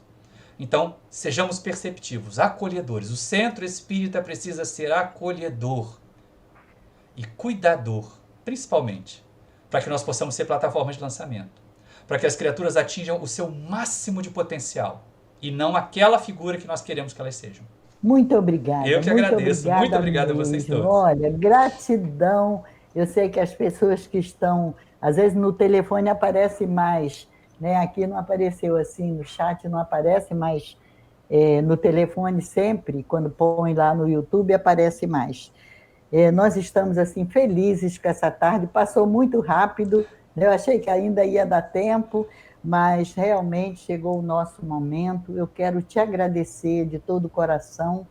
Sempre que você coloca as tuas lives, a gente tem assistido, né? Quando nós estávamos na terça-feira, assistimos bastante, né? Temos alguns livros teus também. E ainda me lembro muito quando você ia com um bebezinho lá e levava uma madeira, e tinha uma companheira que te auxiliava, a nossa Leila, a Leda Furtado, né? Leila... Calado. A Leila te ajudava muito. Pois era aquele meu bebezinho, né? Agora está com 1,90 m, mais alto que eu, com 15 anos. Imagino, 15 anos já. Muito obrigada, felicidades para a sua família, né? Que Deus ilumine cada vez mais e que você realmente leve esse conhecimento, que é isso que a humanidade e a sociedade está precisando, de libertação, né, dos atavismos, dos preconceitos, dos tabus, e é uma grande ousadia do Gepela trazer temas assim. Muita gente acha isso mesmo, o Gepela está sendo ousado, mas é preciso, né? É preciso que a gente traga, dentro dessa seriedade que foi apresentada, esses temas tão necessários para a educação dos jovens, né, da infância, da pré-adolescência, é óbvio, dentro de cada idade que possa assimilar. Muito obrigada, Maurício. Agradeço muitíssimo. E lembro também, Yara, se as pessoas questionarem o que a gente falou, podem questionar. Mas também vão questionar Emanuel, Joana de Anjos, Emanuel Filomeno de Miranda, por favor, porque foi eles que me ensinaram isso. Pois né? É verdade. Então, a importância de se citar o livro, de demonstrar dentro da doutrina é essa. Vamos lá, vamos pesquisar, não é? Para poder tirar a dúvida e aceitar ou não, também vai fazer, cada um é dono de si, né? De querer aceitar ou não as dissertações que nos são trazidas. Quero agradecer, você pode fazer as suas considerações finais para que a gente faça a nossa oração. Esse momento é de gratidão. Gratidão, Gepela, que é uma casa que a gente já frequenta há tanto tempo e tem um carinho tão grande. Encontrar vocês presencialmente. Eu estou sentindo falta de encontrar presencialmente. Com certeza, com certeza. O Túlio, os amigos todos daí. Né? Mas a gente tem mandado os vídeos quando são pedidos. Agora eu tenho tido mais coragem de fazer live, que nem eu estou fazendo aqui agora. Né? É complicado esse trem de fazer live. E rogar que vocês também visitem lá o nosso canal, gente. Vão lá fazer uma visitinha no canal Maurício Mancini, se inscrevam. Porque quando as pessoas se inscrevem e interagem com os vídeos chegam para outras pessoas. Lá já tem uma palestra sobre sexualidade usando mais ou menos esse material que eu utilizei aqui, que se você está com pressa, pode pegar o link dessa palestra e mandar para alguém que não assistiu a de hoje. E aí sim a gente vai divulgando e tornando e levando essa mensagem de amor mais longe. Eu me esforço bastante para fazer um trabalho sempre de acordo com a doutrina espírita, jamais violando e violentando a codificação. Agradeço muito e desejo muita paz a vocês todos.